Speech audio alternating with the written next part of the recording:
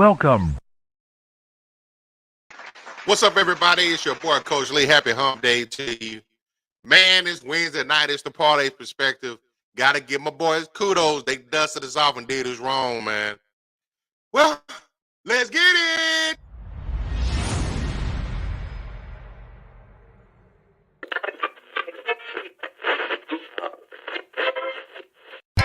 You're now tuned into STWF-TV, the Parlay Perspective. The Parlay Perspective. Where we talk hockey. Feed Byfield around one man in on goal. Scores! What a goal! Quentin Byfield! And that gets Jim Fox out of his seat here at Crypto.com Arena. Basketball.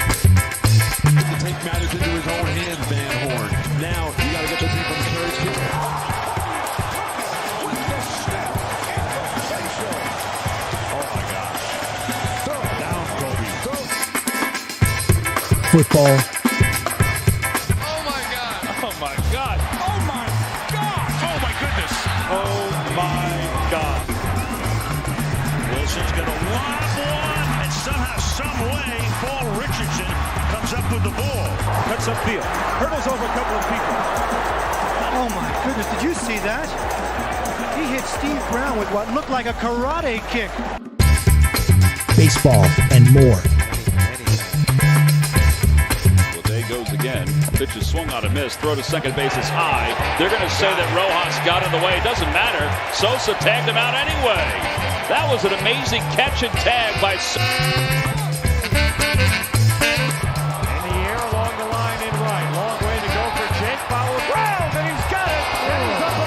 The Parlay Perspective. The Parlay Perspective.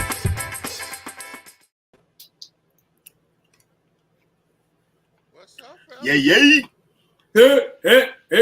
We here, man. Parlay Perspective Wednesday night, man. The crew's in the building.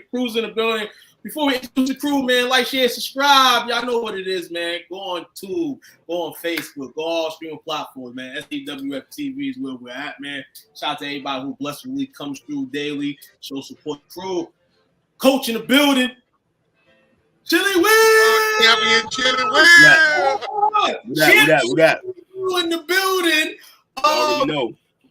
Tuquan Metawalk, myself, man, we are here for a loaded Wednesday, middle of the week, hump day, you know what I'm saying? Hope you got your strokes in, you know what I'm saying? In this world, man, especially in Pride Month, man, get it from every angle that you prefer to, you know what I'm saying? And blessedly, you know, be good and all, you know, and, you know, we're having a show tonight, man, you know. Yeah. He's gone one day. He come in already causing chaos. I'm already in here causing hell, man. Shout out to everybody, man. You know, coming through, man. We're gonna give Will the floor in a little bit. You know, I wasn't here last night. Of course, there was some chit chatter. What happened Monday night? But sincerely, you know, to Will. This is to Will only. Will's the only Celtics fan that I can tolerate with in this situation here.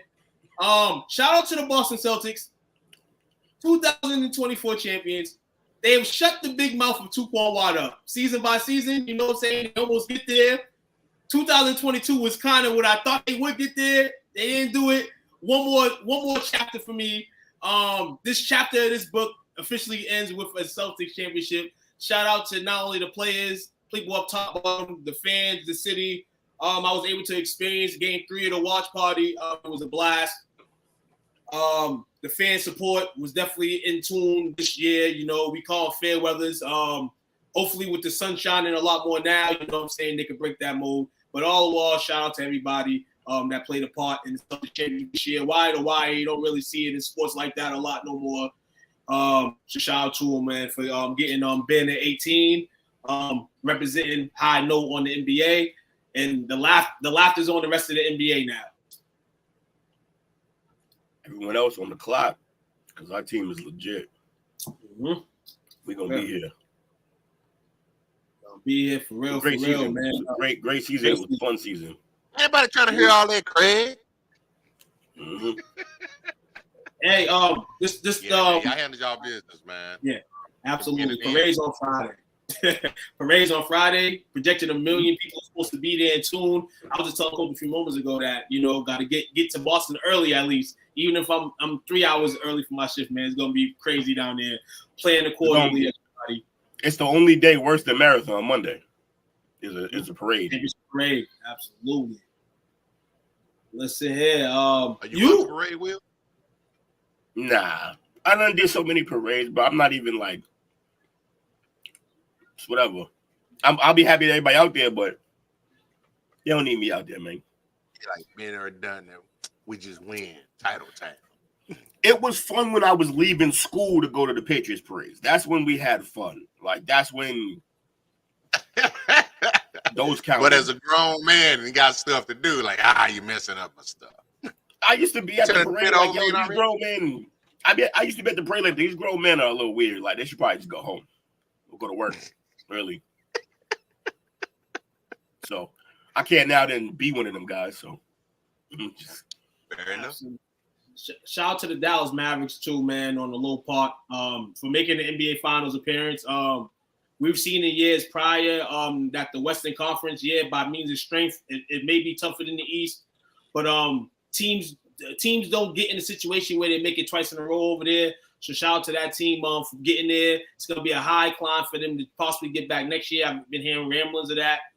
It's a lot of teams that was in peak this season to make a finals appearance, but the Mavericks proved that in the 7-game series this year that they were the best team out in the West. Kyrie and Luka, don't hold your head down too high. Superior team y'all played. You know what I'm saying? Superior team. And they had a question. They were hungrier for a championship. They've been hungry for so long. The clip had to end with them winning it. So don't hold your heads down, Dallas. You know, next year, just try to improve your roster and go in there strong, man. Shout out to the ownership over there and the pieces that they were able to get over there to at least keep the stars happy over there to go and compete to try to win one. Definitely shout out to Will's team, man. They again, they were best team from beginning to end of the season. They've been a championship team in the making for the last 4 or 5 years. Shout out to Brad Stevens. He stepped right into his new role and actually took it to the next level to where they could get that O'Brien trophy. And on the other side of it, man, there's a lot of good things. You know, I remember a lot of people said that Kyrie and Luka couldn't coexist. They killed that narrative this year. Again, kudos to you fellas. Lively. You sold me on him going up until the draft. He looked like he's going to be a good fit for us going into the future. And he showed us a little glimmer of I forgot he can shoot threes. They just don't ask him to do that. So that's interesting. I went back to look at his pre-draft workout where he was just knocking them down at a rate where it looked like it was a freaking loop in the video. And now other Mavs fans, I see y'all in things, man. You're finally waking up. Tim Hardaway Jr., they've been on his dad's head in that group. All the talking he was doing about his son needs more playing, this and that. Everybody knows he counts 16.7 and is an expiring contract, and they're looking forward to moving him. And shout out to Nico, man, the guy that going into the season, some Mavs fans refer to him as a shoe salesman. He look like he's the GM that we've needed for quite some time. Cuban's out of there now. He's got the GM and president title. We can only see what he can do going forward. So it's definitely, it's going to be hard in the West, but it's definitely looking up. You know, it's looking up for us. Absolutely. Meanwhile, the East is not good enough. So we're going to be back. Y'all about to dominate the East for quite a bit. East is not good enough.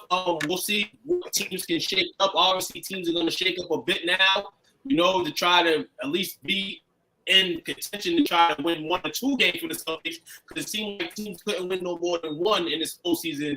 It's going to be interesting to see. I seen an interesting take the other day from a guy that I follow, Chuck Godfrey.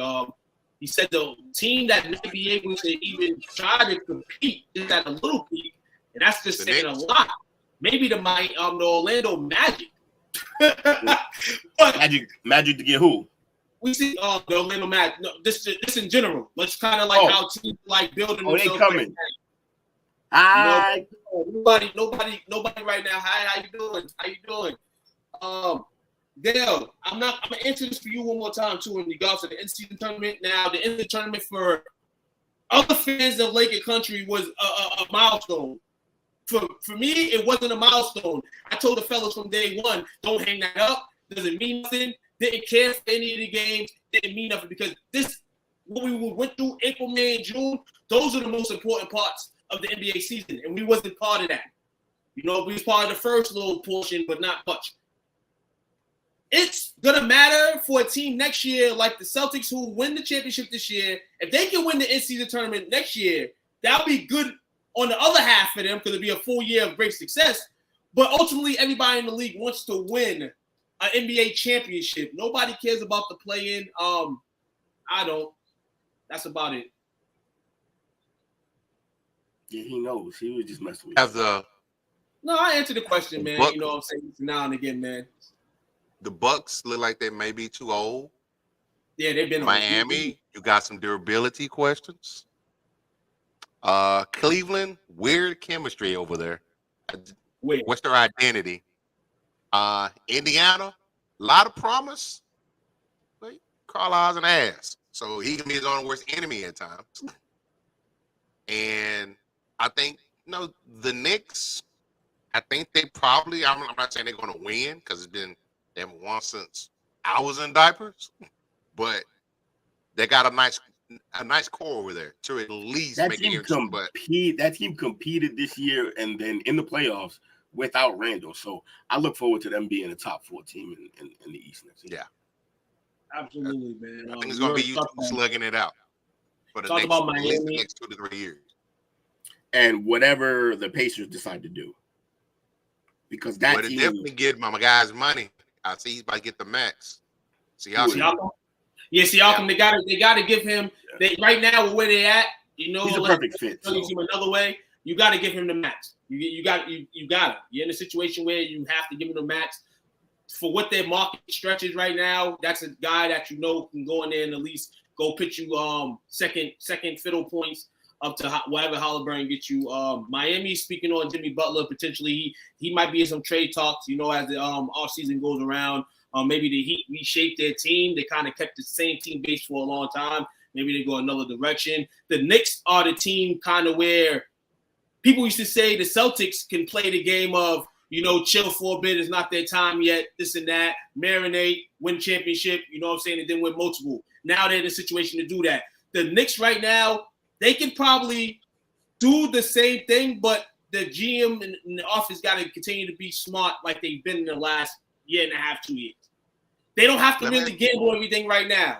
You know what I'm saying? Slowly roll it, see how you can do with this team, particularly next year. If there's any calls for Randall at any point during the offseason, entertain it. You know what I'm saying? See what you can get back for it. And, there's a lot of teams that are going to need a shake-up throughout the whole league. But particularly the Eastern Conference, one of these teams to stand out as the premier 2-3 team, it's up for grabs right now. It's up for grabs. Let me ask y'all somebody that can, depending on where he lands, he could change the landscape. Kind of the forgotten team, and I understand it because he can stay healthy, but does Embiid get moved this offseason? Yeah, I was thinking that. It's funny because I was thinking the same thing when we started talking basketball. That's a question that we all got to ask. They will entertain it if the deal is crazy at this point. Yeah, which is rough because he is the franchise. I agree with that. You see him in the airways a little bit last week through the media. He was at the finals. There was one little notion where he hinted and looked at Paul George in terms of the help.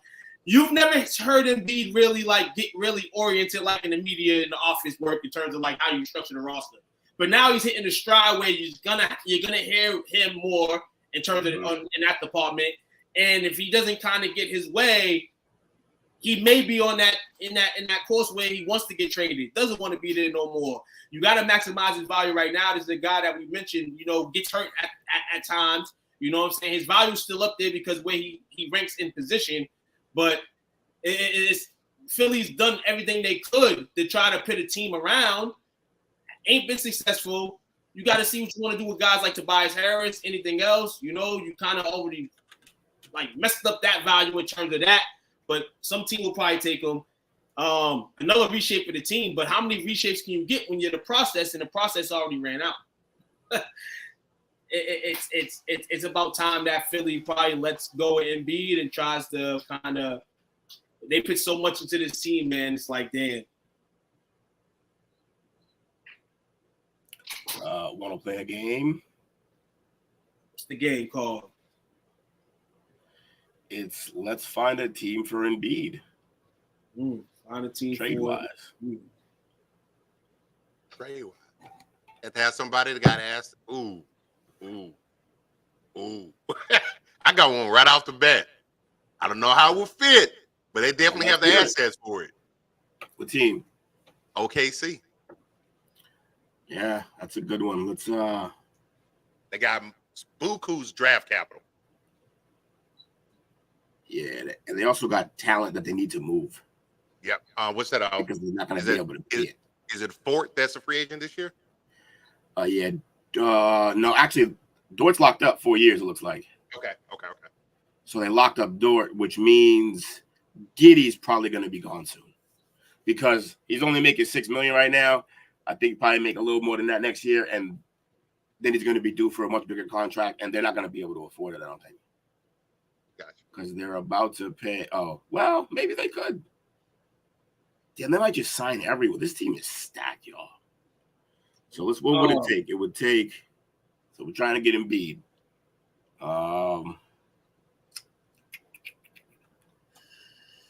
You probably lose Dort in that deal. You got to match the money. That's the problem. Yeah. So you speak on the match of the money. I honestly think for OKC, you may have to give up. You're moving Chet. That's crazy. You're gonna have to move Chet in this trade. They're not gonna do it. They're not gonna do it. They're not gonna do it. Thanks for calling. You have to do that. They love Chet. Yeah. Y'all have a good day. Like this is gonna be a bunch of players on deals or guys that potentially could get signed and all that. And you already got guys. Well, I mean, you only got one guy if you do trade Embiid and Maxey that you're really trying to groom. And, you know, you're not really trying to groom anybody else. Everybody's an afterthought after that if you get rid of Embiid. Yeah, there's no way to unless you're like in the middle and thinking like you're gonna go from middle to rebuild, and any of these players that you get from the Thunder are guys that are cornerstones, especially to Maxey, then Chet's gonna have to go next. I don't see how it doesn't happen without Chet. I don't see how it happens at all, actually, money-wise. Definitely. A team that I am interested in, a team that's definitely going to stay in the media's eyes for a little bit, you know, actually a long time because of the success they've had in years prior, the Golden State Warriors. Yep. They have a lot of guys, a lot of questionable guys they don't want on their roster. Now, OKC's in a situation where they love these players because what they've done successfully, but eventually they're not going to have to love them. Golden State's kind of but go ahead. The other reason why Oklahoma City might not be so ready to do that is because you don't even really know if this team can win or not. Like, they might be able to do it without him. They have a good team. Exactly. You just need to the Warriors catch up. Now have some projects for the last few years that haven't really gone, you know what I'm saying, A+ status. But just here, if you this is an easy one. This is really easy. You can get this. It'll be one of these type of deals, and then they'll give them a bunch of picks. Yep, Johnny, you can add Kuminga. Yeah, they're gonna want Kuminga. You can add. You got some good. You got a couple position picks in this year's draft too. So even if like a guy like Paolo Banaski, you know, Paolo Basinski is a guy that you want to get rid of too. You know, a guy that had a decent. You get rid of him, and like you said, well, some picks. You know what I'm saying? Two first round, the first and the second, something. You know what I'm saying? Can definitely go this way. They do have, of course, they have a 2025 pick this year. Let's see where the Warriors do pick this year in the draft.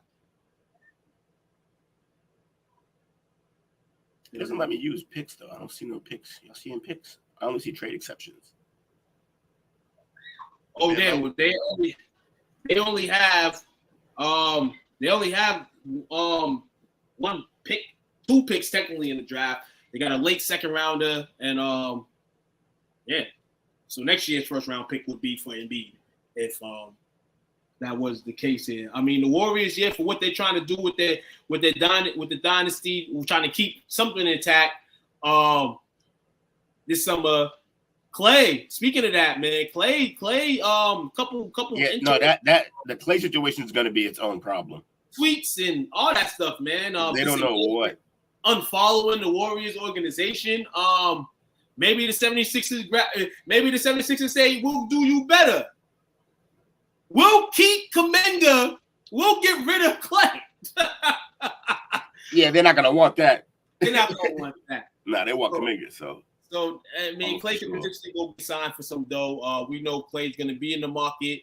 He'll get money in the market. He might want to be a Warrior for life, but if it comes to be, I think he's already seen the business side of it. And hey, man, he can be in different uniforms. The NBA, man, nowadays you're more likely to be in a different uniform more than in the same. Will, let me ask you this. Yeah. What would it look like Embiid potentially to New Orleans? Cool. All right, let's take a look at that. Golden State, like that's a possibility, but I don't know. They have the ability to do it though. They got pieces and the money will match. I just didn't do it. Who'd you say? Pelicans. Fly, Pelican, fly. Huh. Yeah, this is gonna be an interesting one. Money. Yeah, that's interesting too. Because who's it gonna be? I mean, you just locked up McCollum, and it's gonna basically cost him at least. Nah, because you want him there for this. You got BI, but then you still also probably got you still got Tobias Harris, who's probably making, if not the same amount of money as Ingram, and you still don't know what you're gonna do with that. I think they still owe him a year or two too. So I'm guessing they'd want at least. They'll want some young, promising guys in the front, like Hubert Jones. They'll want some front presence. You're gonna have to bring back some front presence. This team is gonna have to bring some front presence, and Zion will not be part of this trade because why would you go trade a guy that plays great, that is in some games but is hurt, for a guy that may not even play for you when the games really matter? McCollum, Jones, and a bunch of picks will get it done, but that's not really the team. Right. You ain't got no big then. Or so maybe they would do a sign and trade with Valanciunas because that gives them a center. That's what they're. That's what I'm saying. That must be gap. I seen the no arrow sign. I don't know if that particularly means that. Means the reason why I can't put him in it is because his contract just expired. So he's either to do this, they'd have to sign and trade him. Okay, so he can be he's definitely in all. Which will benefit him. He'll be a guy. What's up, Coach? It will benefit him because I'm pretty sure they will be able to sign him to more money on that sign and trade deal. Yeah, right. He's gonna be willing to go there for his services, absolutely. And I think Valanciunas at this point in his career would just want his services being on the team. He just wanted to be in the league. Still. So it won't be McCollum. It won't. So what it'll be is it'll probably be Herbert Jones and Valanciunas, and then some picks, and they'll rework his deal or sign him and trade him, and then they'll make the money match that way. If I'm them too, I'm them too. But if this was to happen too, if I'm the 76ers, I go ask for homie. I go ask for the young homie too. You need threes in this league. I'll go ask for Hawkins or Murphy, one of them. Yeah. Figuring I can see that. See that happening. They're gonna need front line. Sixers gonna need front line, and they're gonna need some shooting. You know what I'm saying? In there, they got a bunch of guys who are wing guys that just, you know what I'm saying. Obviously, we've seen what the Oubre's can do and the Tobias Harrises.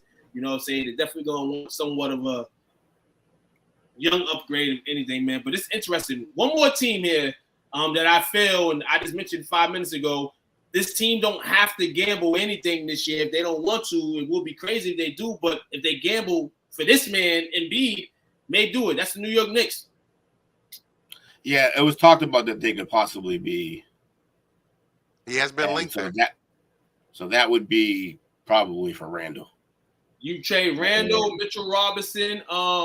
You give Philly. You get some Villanova back over there. Maybe DiVincenzo. Hell no. If you do this, you don't break up none of the Nova boys. You can't. That's why that team works. They got to stay. Understandable. Yeah. But this the guy they just got from Toronto name. Who? You got to keep OG too. You keep OG too. I don't think they have to get rid of any. I don't think they have to get rid of any of their guy. Well, Randall's the guy, but I don't think they have to get rid of Anobi, Brunson, anything. I think Randall will work with a couple pieces over here because you got to remember too, even with that stand over there, you know what I'm saying? You have. You get Randall, who's a star, you know what I'm saying? But New York blossoms from this in terms of everything right now that they want. They just got to produce the team on the court, and B's going to have to stay healthy. The fact that Mitchell Robinson, you know what I'm saying, is not part of that could be a bang ball, but at the same time, you don't bring an injured guy for an injured guy. But, yeah, you can bring a guy like Oubre with Embiid over there to New York. You know what I'm saying? The New York crowd will love his intensity and the way he plays and the way he goes about stuff. Not his troubles that he goes through off the court, but that's kind of a New York story too. You know what I'm saying? Speeding fast, you know what I'm saying? Car accidents. That's kind of New Yorkish. So New York can absolutely be in a run-in for a guy like this next year. This season coming up. And out of all the teams we just mentioned here, I think the Knicks could be there up, but the Warriors too, man, because the Warriors kind of feel like they still can kind of have the roster to win something. If I'm the Warriors, I jump on the shit. Also, are you seeing it like, this entire team is all 1-year deals. They're gonna definitely make big changes this year. Look, none of these guys are signed 1 year, and that's this year. 1 year, 1 year, 1 year, 1 year. He's the only one locked up for like 3 years. 1 year, 1 year, 1 year. Maxi's about to get fucking paid. Maxi's about to get paid, so I can see him getting paid. All 1 year deals, bro. This entire team isn't signed this year. They're about to reset. He's gonna get moved. Yeah, he can get moved. That's a wild one. He can get moved, or Philly keeps playing dumb in a situation and they go get somebody who they think can be a third piece for them, and then they end up fucking everything up and losing in beef and fucking nothing. You know what I'm saying? Like, that's the way it can work right now. Like, right now would be the time to try to go get that extra investment that you may need to trade Embiid, but I can see them trying to go with Will just mentioned to me with all these contracts in. I can see Philly trying to go get somebody, sign Maxey to the re-up, and then go try to go get a third piece. But at the same time, man, we've seen that they haven't been able to succeed at all. So that's gonna be tough. And then whoever third piece you bring in is probably a guy that's been hurt himself. Trade Embiid, man. Trade Embiid. I won't say free Embiid kind of sense, but free Embiid. NBA draft. As we speak about this, man, there's gonna be a lot of offseason moves. There's gonna be a lot of things going on. We've been so tracked in the NBA finals and all the other sports. I mentioned the coach earlier in the backdrop of sports that's kind of climbed over this year's NBA draft. Yeah, it's because there's not a lot of star power, they say, in terms of the players. But we're just going to go briefly here. The draft, I believe, is next week. And we're just going to go briefly through the projected top 10 picks in this NBA draft here. I have the list here. So first round pick, guy that moved up from number 1. I believe he was number 2 last week. And that's Zachary Reichera, small forward from France, projected to Atlanta. Yeah. Richard is a problem. The number one projected guy, you know what I'm saying, still, because you don't know what's going to happen with this NBA draft. Alex Saw from France as well. You got Reed Shepherd, number 3. Projected team Houston, but from the Nets. So the Rockets I'm hearing the Rockets are eager to try to shop that pick. So let's see what they do in terms of that pick. So let's see if they can execute something. There's definitely going to be a team that definitely wants that and wants to move up. We'll figure out who that pick is. Stephen Castle, the champion Connecticut Huskies. Projected team, the San Antonio. Matthias Bullis from the G League Unite. Projected team, Detroit. And we'll get into Detroit in a little bit. Something massive happened in Detroit today, leading the sports news media in the NBA. Number 6, Dalton Connect, projected team Charlotte. Number 7, center Donovan Clingan, Connecticut sophomore. Number 8, Tredain Salam from France as well. Projected team San Antonio. San Antonio has 2 picks in this first round. So look for them to try to maximize that, maybe swing or try to grab 2 young prospects in the top 10 who they think can lead a team to the future. Number 9. Think about Dillingham. Robert I like Dillingham. I like Dillingham, but James wasn't that high on, like not crazy high on him from what I saw. And he's on James's team, I'm pretty sure. So Absolutely. Well, he definitely could be off. He could definitely be off between 10 and 14. If he does sneak into the top 10, that would be great in itself. It makes sense for Sacramento to go after a guy like him too. They like them guys like that over there. So hopefully, he's a top lottery pick.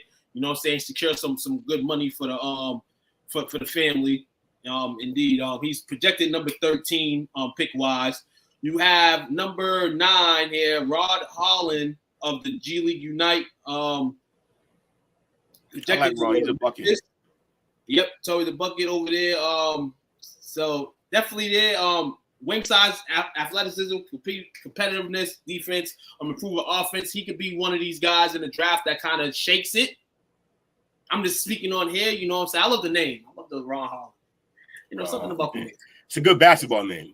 Ron Holland's a good basketball name. Absolutely. And pick number 10, Colorado freshman Cody Williams. Yeah, projected to go to Utah. As we mentioned, Rod Dillingham 13th. Notable other names. We got here Jared McClain, projected 14. Kyle Filipkowski, projected 16. Wow, he dropped that far, huh? Isaiah Collier, projected 19th to Toronto. Zach Yee, projected 21st to the New Orleans. Tyler Kolek, projected 22, the Phoenix. Keyshawn George from Miami, projected to New York. And we're gonna have, like I said, we're gonna have fun with this draft. Unfortunately, everybody, we won't have a draft party this year, but we're speaking to people, try to get our voices and heads in the airwaves. Why not? I'm Stephen on. We haven't really had, and it's different from the NFL draft because we've been homeworking the homework. But like I said, the coach, if anybody wants to do a show and just come out with further stuff, we can do that. You know what I'm saying? We have the platform to do it. But he speaking as well as other people that's been kind of forming with the team, maybe doing it. Maybe we can maximize that and not have to really dig into, you know what I'm saying, and while joining with other guys on our platform as well, go do it. So we'll decide on it, but you know what I'm saying, you'll hear us, especially me and Will's ass, Basketball Stevie, speak on the draft. So yeah, we'll speak more about it, but that's kind of, how we came at it tonight. But obviously there's room for input and all that stuff. We're a team. Y'all see this trade? I'm trying to torture the league. Torture the league on draft night, man. Let's go real quickly to see when the NBA draft is. I believe it is next week. Draft date June 26th and 27th. 2-day draft this year. That's interesting as well. So definitely pick one of these up. It's gonna be successful. But the news of the day in the NBA doesn't really excite you, but it kind of gives a mindset of how people and teams and everything don't give a fuck about how much money they spend nowadays. Monty Williams, after 1 year, and they literally got him off his couch to coach basketball at a 78 clip, you know what I'm saying, through 4 years. Sent his ass back to the couch. Fire him today and sent him back on the couch. Detroit, we all know, worst record at 14 wins this year. Celtics had 16 playoff wins this year. Just keep that in mind. Detroit, 14 wins during the season.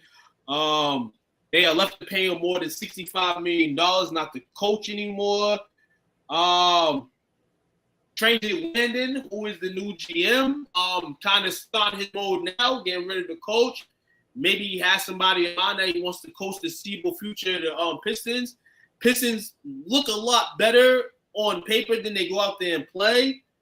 We want to say there's promise for them, but it's really not. But the more of this is Monty, man. By $84, $85 million on the last 2 contracts to sit at home. to sit at the crib, man. It's Get a terrible situation for Detroit. Not for him because he gets to sit on the couch. They get Bucks. He's still part of the league technically. Did you say who the Pistons were potentially bringing in for an interview? No, who? JJ. That kind of triggered me earlier. No, that kind of triggered me earlier because of the Duke base. Staging Landon over there. Duke man, you know what I'm saying? I know the fraternity forever, no matter what class you graduated, as much as colleges as well. And I said that because we know Lakers where they at right now. They're a team that's like right in the middle of everything, more drowning than sailing up. And people say JJ shouldn't take that job.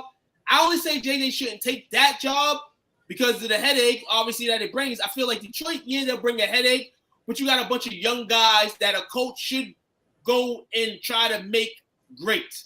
You know what I'm saying? We want to know anything about JJ in the future in terms of his coaching physique and what he knows about the game and all that. Why not start him in Detroit?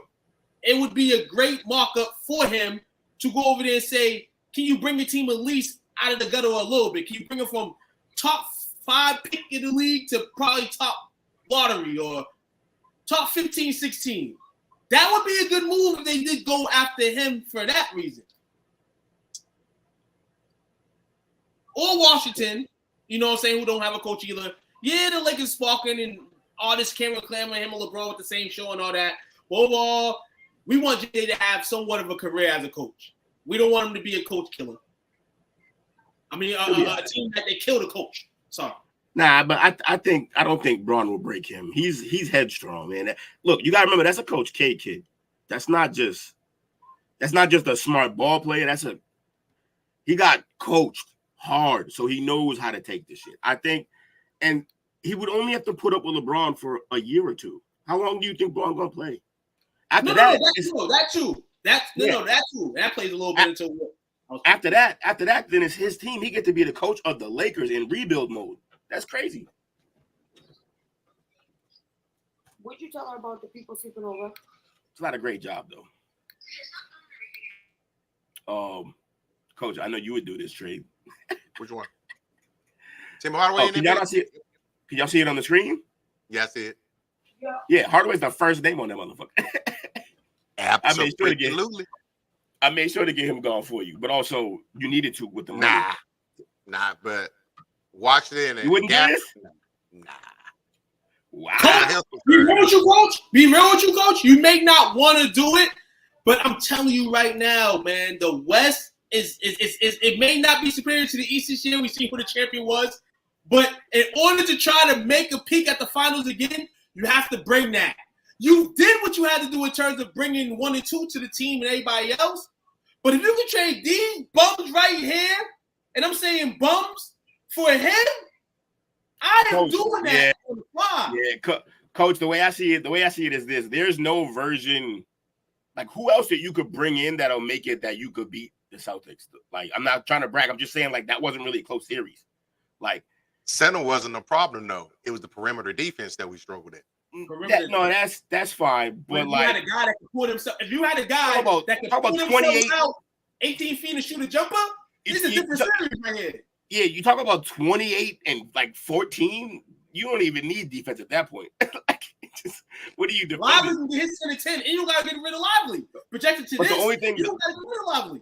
The only thing is you're inheriting somewhat damaged goods. I understand that he's injury prone, and that would be the reason why. But like, also, it would not just be these three. It would be every other pick for the next 4 years, probably. I just took a peek up until 2030.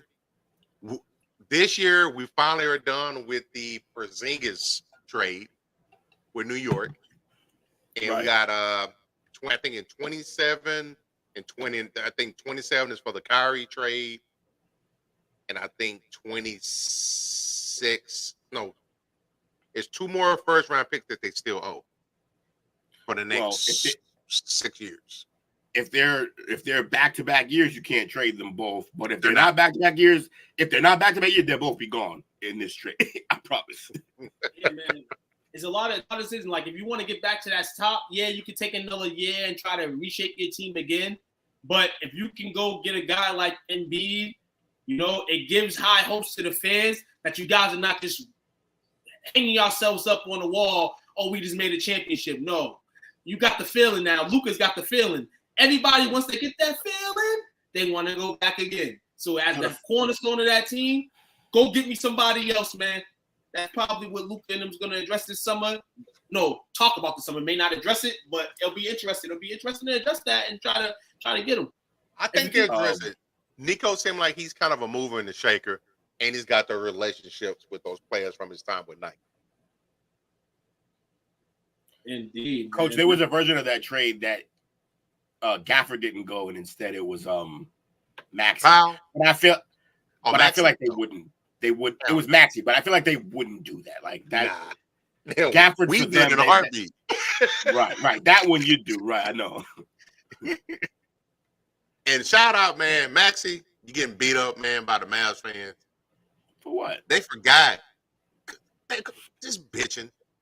Some of these new bandwagon fans forgot. They don't remember the 90s. But anyways, they forgot when he got hurt in the Clippers series, he was originally said that he was done for the playoffs. So he's basically playing out there with one arm. You, and then this one right here, this is interesting too, right here. This Miami situation. You mentioned earlier, Jimmy Butler may be, in trade talks, but then you heard Jimmy Butler talking about he potentially may want to play with Embiid again. Mm-hmm. You know what I'm saying? So got them other bums out of there. That brings you a guy like Hyler, Hero, Dunk Rob. They're looking. I say again, you're getting an interior guy Embiid from over there, to go there. You may want to give an interior guy up. Bam's been projecting going up every season, I feel. Do you get rid of him? I don't think so. But it would be good to see him and Maxey team together. You could probably get this team done. This trade might be you trade them Hero and Robinson and some picks. Shooters. They definitely need a shooter. Definitely shooters or high front court guys. This works right here because you get shooters. And then that means this team is Embiid, Adebayo, Jimmy Butler, Rozier. I like that team, actually. Their bench is – and Jaquez, yeah. And then their bench is in there. Jovic, Bryant. Yeah, that team's dangerous right there. You bring in a project in the draft. Yeah, man, Miami, like I said, Miami wants to stay on the hurdle another year and try to say, hey, we can compete. You go get a guy like that. This is a team that, hey, you gamble and then you're gone. Unlike the Knicks, it's like you don't really got to gamble right now. You do that. Now this right, like, oh my God. Yeah, this could get crazy, honestly.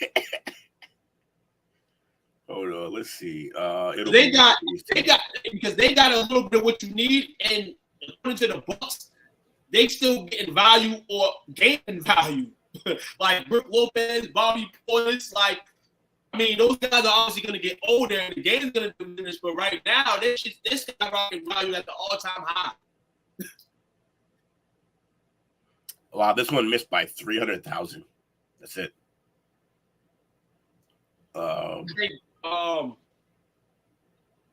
Patrick Beverly, not Pat Beverly. Sorry, none of those. All these down here. Oh, maybe the Pat Bev trade exception. Oh, you can't use them.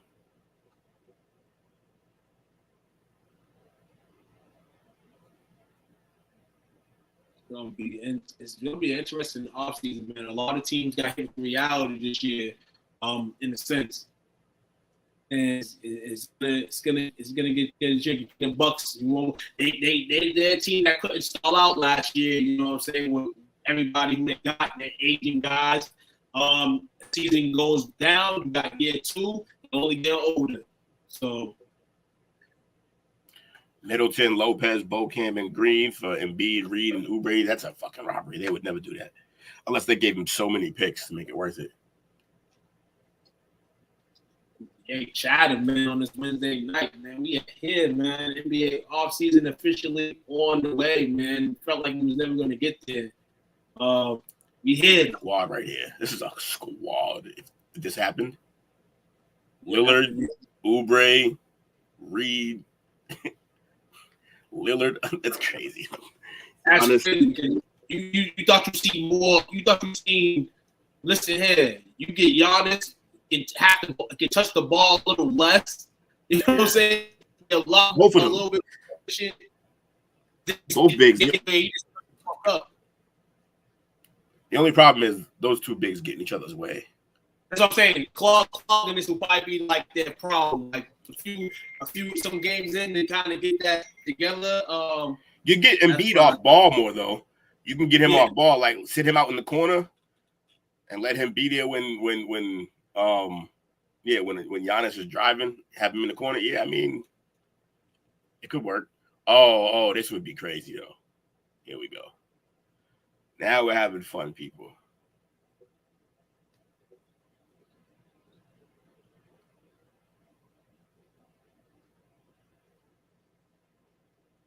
Yeah, this is the team, the trade you want really to go if you want Maxey to be the full out man. Because then you got Gobert, who's gonna just be, obviously protect the rim. Yeah. You know what I'm saying? He doesn't take any scoring away from Maxey. So I mean, if you're gonna restructure and Maxey being down his team, this right here can be something. And then damn, but then you got the two walking stones, Cat and fucking Joel Embiid over there. In Minnesota. Yeah, they stacked up. Hold on. You get rid of Jaden Daniels, and I think that's a good move because, like I said, his value's skyrocketing right now, but you don't really know where it's at. You're still saying, hey, you may want to see a little bit more, before you have to pay him. It might cost them your boy, bro. I'm not mad at that.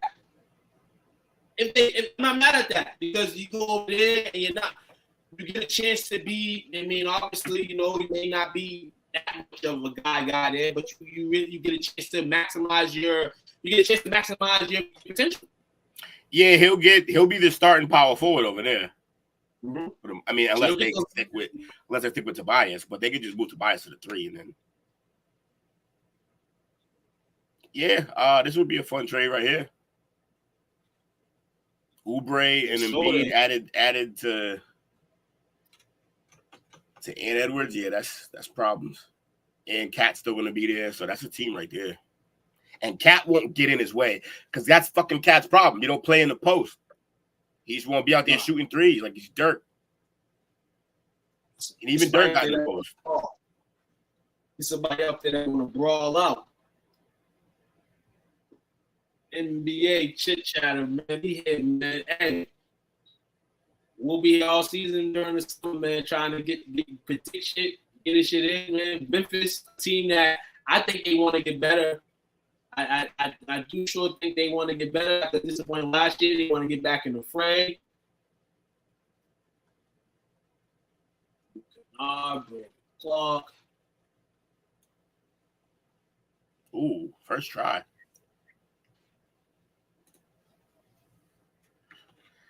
They get some kind of a big backup defensive player, and then they get point guard and a shooting guard, defensive, and there's going to be some picks, obviously. I don't know if Embiid would do this, though. Can Embiid trust going to Memphis? Yeah, can he trust going down there? That team's crazy stacked, though, if he did. Embiid, Jackson, Morant, Bane. Yeah, that's a little team right there. No bench, though. Rough.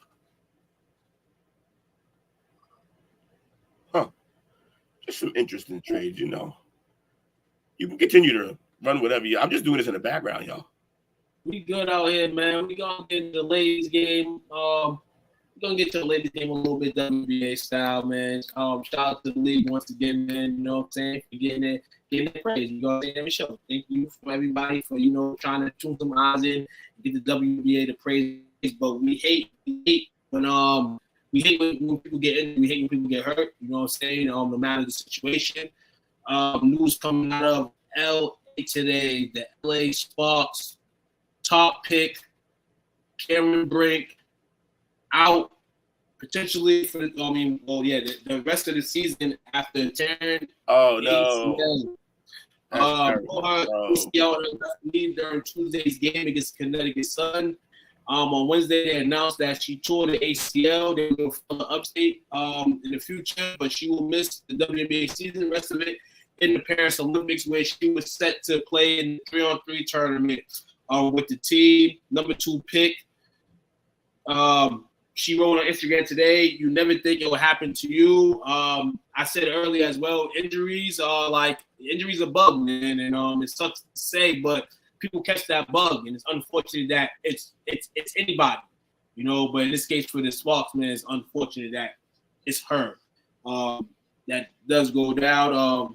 Girl was in here averaging 8 points, 5.7 rebounds, 2.5 blocks. She was really hitting her stride in terms of hitting the ball on the rim. She already came with the defensive mechanisms. She's tied with Ardell Wilson for the second most blocks in the WNBA, and a popular figure on and off the court. Hopefully her mindset can keep her in that place, while she's doing the rehab and injury and stuff like that. But hopefully the recovery for that. Yo, you seeing this, by the way? Yeah, that's crazy for Brink, though. That sucks. Riley, Bill. It was crazy, though, because a couple years ago, he was supposed to get shifted. So Beal and Nurkic for Embiid and Reed. But the funny thing is adding Embiid and Reed apparently drops them 10 wins and adds this team adds 12 wins for adding. Look at the. And this is the thing, too, for years. That's crazy. That, obviously go get maybe they improve as a team, but that's an interesting stat because then there's some people that think that Embiid's really the problem with teams. On low, but he's a star. And you're looking at him in the stats and you're like, oh, it's just the GM. But well, what it is he's a black hole. He's a ball stopper. When the ball goes to him, that's it. The offense stops moving. He starts pounding the rock, trying to take it to the rack, and he's a great player. But it's not great for overall team chemistry and movement. That's why Tim Duncan won so much, because he was a player who had every reason to dominate the rock every time down the court. But he didn't. They played in an offense where they moved the rock. Everybody touched it. Because of that, they won 5 rings. Embiid needs to become that type of player. Actually, so does Luka. There's a couple players in the league like that who need to figure out that, you know what? You're able to get yours whenever you want. So just play within the system. Don't be the system. Being the system is too much. Look what Harden was doing. Harden was MVP a few years and destroying everybody, but he'd get to the playoffs and he was dead. Can't carry everything for that long. I say that goddamn energy, man. Top 10 in the WNBA rankings, man. The Spoats were at a 10 rank, 4-10, losing Karen Brink. You still got rookies, Nakia Jackson, leading the Spoats in scoring in the last 2 games, registering 16 points and 19 points versus the Lynx. They have games. They have a Connecticut game today. They play New York on the 20th and the 22nd. The Mystics, 2-12 are the number 9 ranked team. Terrible record. They're fighting with the likes of the Fever for potentially the number 1 pick in next year's draft. Brittany Skies returned against the Dream, 18 points after missing 10 games, as well as guard Ariel Alkins had the best week of the season, combining for 47 points, 65% shooting, and 8 assists. The Fever, number 10, getting out that number 1 wave, trying to get into some stride here. Been playing really, really much more decent basketball as a unit. They lost to Connecticut last week, but they had 2 wins for the first time in 2024, beating Atlanta and Chicago. Those games were highly identical scores, but they were able to shoot a career high 56.5% versus the Chicago Sky. Aaliyah Boston and Caitlin Clark looks like they're gelling a lot more on the basketball court, which is fire. Boston had 46 points on 61% point shooting, 27 rebounds, while Clark had 30 points, 12 rebounds, and 15 assists during that stretch there. Number 17 on this list this week, dropping down from 6. Some team had to be the first team to fall to the Mystics. This Dream was that team. They'll get back in the stride, though, 500 record. Alicia Gray, Tina Charles, and Ryan Howard, they still got some veteran pieces that can get them and keep them in the middle of the pack come playoff time. Decent to be even right now. The team that's even right now that people may be surprised with is the defending WNBA champions, Las Vegas Aces, struggling to find themselves, especially defensively. Kelsey Klum's still thinking about Walla and what she did to him. So far in 2024, they've had their first 3-game loser streak since 2019. They went 1-2 this past week. Audra Wilson and them lost to the Liberty this week. Though she's playing at the MVP level, things are not clicking for Vegas. You've won so long, along with the parity that's going on with the league, you can see kind of this happening too, and that makes even more for the league too, because though you're a marketable team up to then, the Aces have been losing, you're gaining much more by how these ladies are coming into the league and how the presence of, like, say, for instance, social media views are being modeled. So though the Aces are the most dominant team, the defending champs, you still have, and it builds for more teams to be dominant, more teams to be better, more teams to be good as not only the season goes, but this journey that is the new stage WNBA, which I'm going to make a comment real quick from Gilbert Arenas. He said the NBA rookies need to learn the game and all that, and how to learn physiology game by game from the vets, but the vets need to learn the sponsorship, the viewership, and all that the young ladies are gaining. To get a better understanding of each other. We've been speaking on for months about this and that, how the ladies, the OGs may be mad at the rookies and all this and that, but they can be a common ground at some point, man. And I think soon enough it'll be that, man. But that's that, man. But I seen that the other day from Gilbert, and it was a good comment. I said, hey, I'm gonna bring it here to the show. The Mercury, kind of 7-7, but the presence of Brittany Griner and her return makes the Mercury just what she does on the court. A team that's gonna be trouble every night. She's over there putting in that work, man. Had a 28-point performance last night. 53 points and 18 rebounds combined last week. And also Olympic team, people kind of question that as well, but she's still there. Kalia Cooper had her 5th game of 31 points, the most in the NBA season. And you still got Diana under the bag. Diana can cover that a little bit with the younger ladies, doing their thing. But this is a team on any given night that can be dangerous because of the people who they have on paper on roster. Those ladies show up. They're good. Seattle Storm at number 4. Victories against Los Angeles, Dallas last week is still good enough to say to put them in the power rankings just ahead of the Mercury. Anika Inakwe making her free agent impact great. A combined 58 points, 25 rebounds. Skylar Diggins. Shout out to Skylar, dog.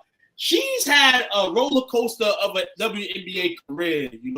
She's been pregnant a few times. She's been kicked out of gym. Her teams a couple times, It seems like from the media aspect, she's not a great teammate, but it seems that a lot of people like her and respect her, and she's still out there pitting up Kasamu work.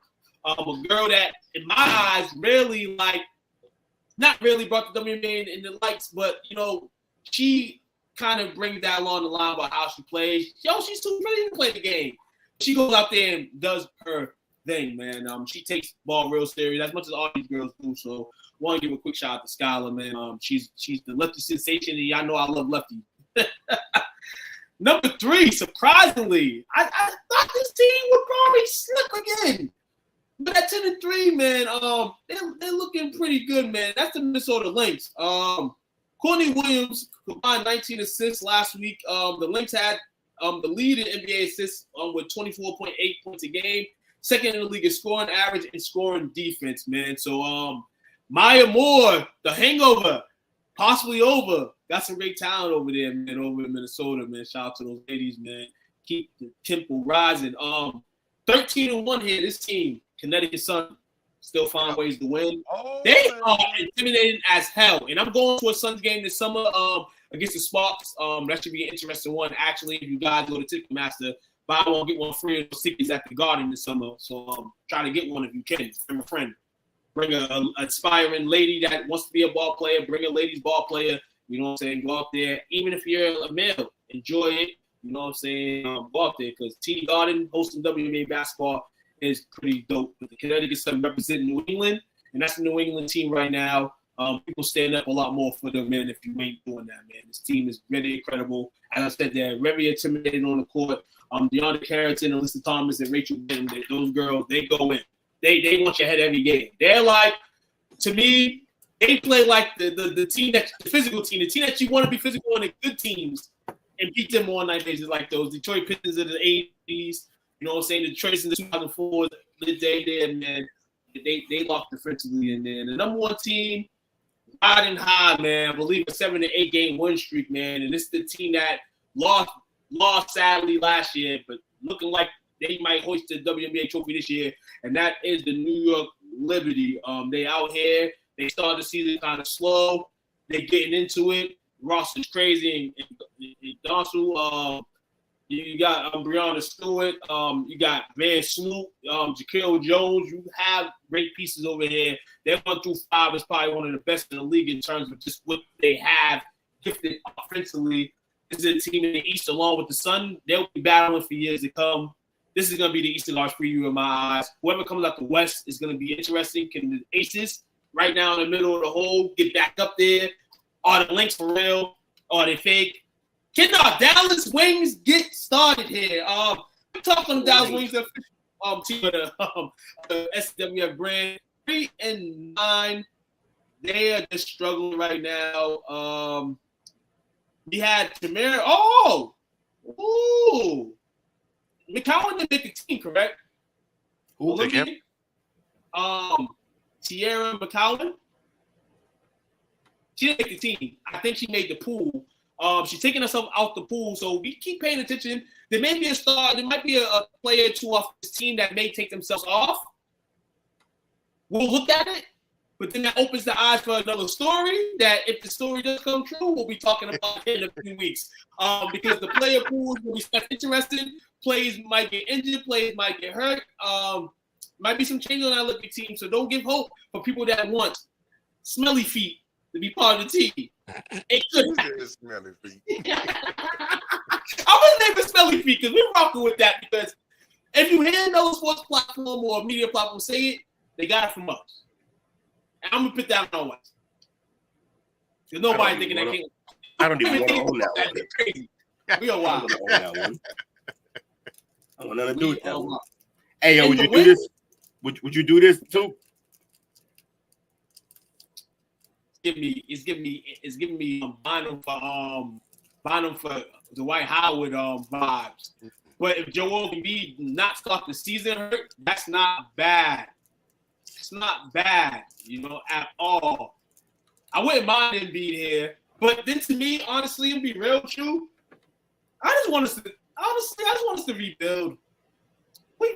We've tried to gain so much and lost more in the game, and if you're doing this, you're just sitting here looking for a hope and a fear and a glory, man. And I just think those days right now, unless we really get smart, is over, man. Let the teams that are doing their thing right now continue to do it. I know we're a marketable base and all that. We can go get a player like this every once in a while if we wanted to. But I just think that we've lost so much, man. We need to regroup before it gets uglier. I don't want to be one of those teams that I don't want to. No, I don't. We was in that position a couple years ago, and we made some mistakes. We traded all our young guys. I mean, go get some more young guys and hopefully try to build up in like the next 5 years. I do not want to see this. I don't want Joel Embiid to be part of the Lakers dynasty finally over. I don't want to be. Go somewhere else, Embiid. Go somewhere else. Don't come here, and that's only because I'm telling you what my team in my mind is going to be. You're looking out for Embiid. I didn't see that coming. That wasn't on my bingo card. Real talk. Bro, it really hurts where, like, as a fan of a team, you have to start getting to reality. And I never thought of any sports team I rooted for have to deal with the reality of the Lakers here. But we really have to start thinking reality. These younger teams are getting better. These small market teams are getting smarter. The brand of the big market, all the big market teams being good, it's over. It's over. You got to make money. Yes. I would think you being a Cowboys player, fan, you'd be seasoned at that. Nah. The difference with the Cowboys, the difference with the Cowboys is the time, I feel like it's coming. The Lakers have had that time again, where you hoist them and you win them and you contention, and you go make a key signing, and that's enough to keep your team gelled in. But I just think after a while and keep doing the same shit, it's gonna settle on you. It's gonna turn on you. With Dallas, is more like, damn, we haven't seen it in so long. Will the Clippers become the new LA team? They got a new arena that's about to open. Yeah, man. I hope for the Cowboys, man. I don't really have to hope for the Lakers because at some point, if we just be smart for a little bit, we can try to get back to where we was. But we can't do it this way, man. And I don't want Embiid to be part of that story, man. Clippers would make sense for him. Now the Clippers are trying to get their own down. Like the Clippers trying to build something. If you want to go to Clipperland, go to Clipperland. Don't come here. Listen here, man. That's your WNBA, NBA chatter, man, for the night. Fellas, y'all want to take a 15, 20-second break? Absolutely. Got some interesting sports topics tonight, man. We'll get through. We'll be back in about 25 minutes. Yes, sir. All right. Hose water. Whether you've been playing hard or working hard, when your thirst needs to be quenched, there's hose water. Found at any retailer where sports drinks are sold. Or connected to your faucet in the backyard if you don't want to pay $4 for it. Hose water. Get yours today.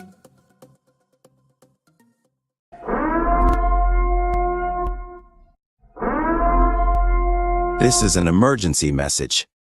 Stop what you're doing and hit the like button. Also comment and subscribe. Thank you. We now return you to your program. Yes, sir. Yes, sir. We are here, man. Parlay perspective. Click that subscribe button. Keep clicking that subscribe button, man. Unsubscribe and subscribe if you have to get your attention. Follow us. So we're back here. We lost last week. We lost the great Jerry West. Rest in peace to him. Condolences to his family. It seems like we're losing a bunch of GOATs, a bunch of guys that, set the pavement for a lot of sports going on right now. In the MLB, I believe it was yesterday, we lost another great. We lost one of the giants of the game in the baseball world. We lost Willie Mays at the age of 93 yesterday. According to MLB, all of Major League is mourning today as we gathered at the very ballpark where career and legacy like no other began. Willie Mays took his all-around brilliance from the Birmingham Black Barons of the Negro League to the historic Giants franchise from coast to coast in New York and San Fran. Willie inspired generations of players and fans as the name grew and truly earned his place in our national pastime. Born in 1931, guy did a lot of awesome things for the game, man. 6 all-time and home runs, 660, 12 gold gloves for his defense in center field, which he helped turn into the game's most glorious position in the 1950s when him and Mickey Mantle, also Duke Snyder, all played for the New York clubs. He also became the first player to exceed 300 home runs and 300 stolen bases in 1969, reflecting the ideal blend of power and speed. We lost a legend. It's terrible. Oh, man. Hard, man. One of the pioneers, especially if you look from this us being from the neighborhood and all that stuff, man. Trying to play baseball at a young age, you know what I'm saying? It wasn't for me. I think probably back then it was because of reasons that we've seen through the media and on television. Probably wasn't for a black man. But in all, for the blacks, the Negroes, whoever, the minorities, to be able to garnish and play in this game where they said, a lot of us couldn't be baseball players. This man was one of the first ones, man. And it's fine to see that the game's gonna build, and it's only gonna build, man. And anybody that knows baseball, can't write the book without this man here. Yeah, he definitely was. He definitely was a giant of the game, man. He pun intended. I didn't realize he was the first player to go 300 homers and 300 stolen bases in '69. And at the time of his death, he was the oldest living Hall of Famer. It wasn't time a little shorter before that, but now it's Luis Aparico, who is 90. He holds that distinction. Mm-hmm. And They've had past late great Tommy Lasorda before that. Definitely, he surpassed 50 home runs 10 years apart. In 55 and 65, he hit 4 home runs in the game on April 30th of 1961, and lifetime average of 301. Wow. Also off the field, man, did a lot of great things as well, man. Crazy, man. Crazy way in baseball, man. Baseball season is getting hot right now. I was able to attend a Red Sox game last week against the Phillies. The Phillies have a great fan base. I mean, and as I learn more about baseball, because like I said, I'm not most wavy in it, but trying to get to more games and get a likeness for the game more and more. The Phillies had a great crowd last week, though the Red Sox took 2 or 3 out of them. The Red Sox actually took 2 out of 3 from the Yankees too. Broke the record for stolen bases in the game. This is the type of time I said last year where the Red Sox play a little bit, and have the fans questioning what they should do for the rest of the season. Shout out to them on the local team here playing great baseball. The local team out in Texas, coach's local favorite, the Texas Rangers. Championship hurdle, championship pain. Still, we'll see if we can get a turnaround. We're gonna show a video from the late great Willie Mays here, man. That's the catch right there. Watch him out. Over the shoulder catch. And he still tagged it up. I mean, he still got the guy tagging up on throw in. All right. 24, man, special in the MLB. Another great, man. Crazily, probably more special the 24 in baseball than in basketball. There's really only the one guy in basketball. 2 right off the dome. 2 right off the dome in baseball. Right. Right off the dome, man. And while we're here on the show, man, this years, obviously baseball fans speak about him. We'll throw him in here, man. Shout out to King Griffey, man. I mean, we can speak years later about the steroid scandals and all those other guys doing it, man, but it took away from him. The steroid ever took away from a guy like him that we don't know if he did it, steroids or anything, but we gonna take it that he didn't, because that's one man they ain't never gonna catch, and he never did it. I don't think he ever got popped for him, so I think he's good. Nah, never got popped. So shout out to King Griffey Jr., man. Which kind of makes me. Shout out to King Griffey Jr. Shout out to those guys. You know what I'm saying? I'm gonna throw a little salt on Barry Bonds. I don't like throwing salt on them, but at the same time, man, it helps from great African American pioneers like these guys as well, because you was over here juicing and putting up your stats though that you didn't need to. But shout out to those. Shout out to.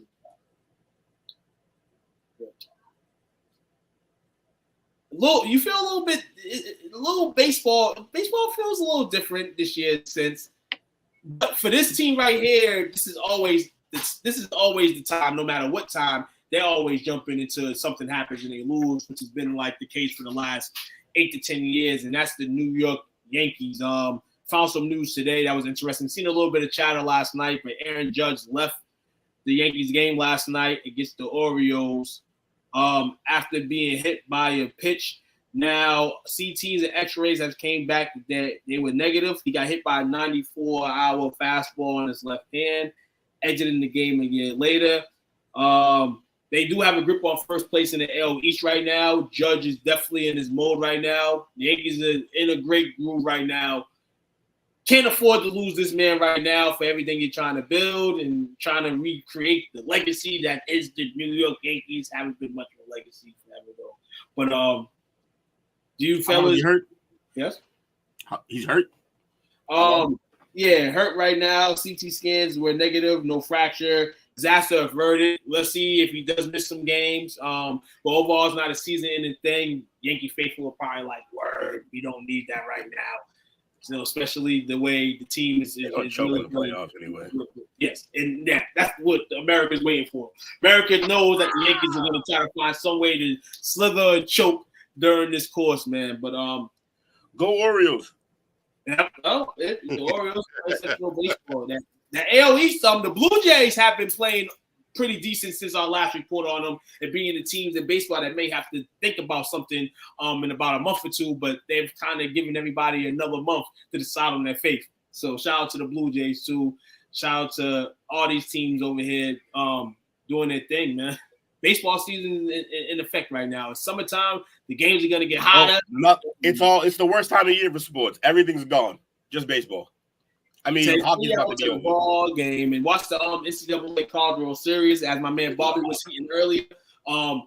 Pit all the SEC teams in the college playoff, man, because a lot of them are still in it, still alive. I think there's about 4 or 5 teams still alive in the College World Series in terms of SEC teams. SEC doing SEC things.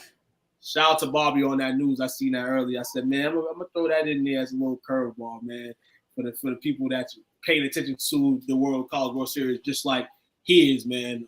Shout out to Bobby, great supporter of the brand, always a supporter, man, and we support you, man.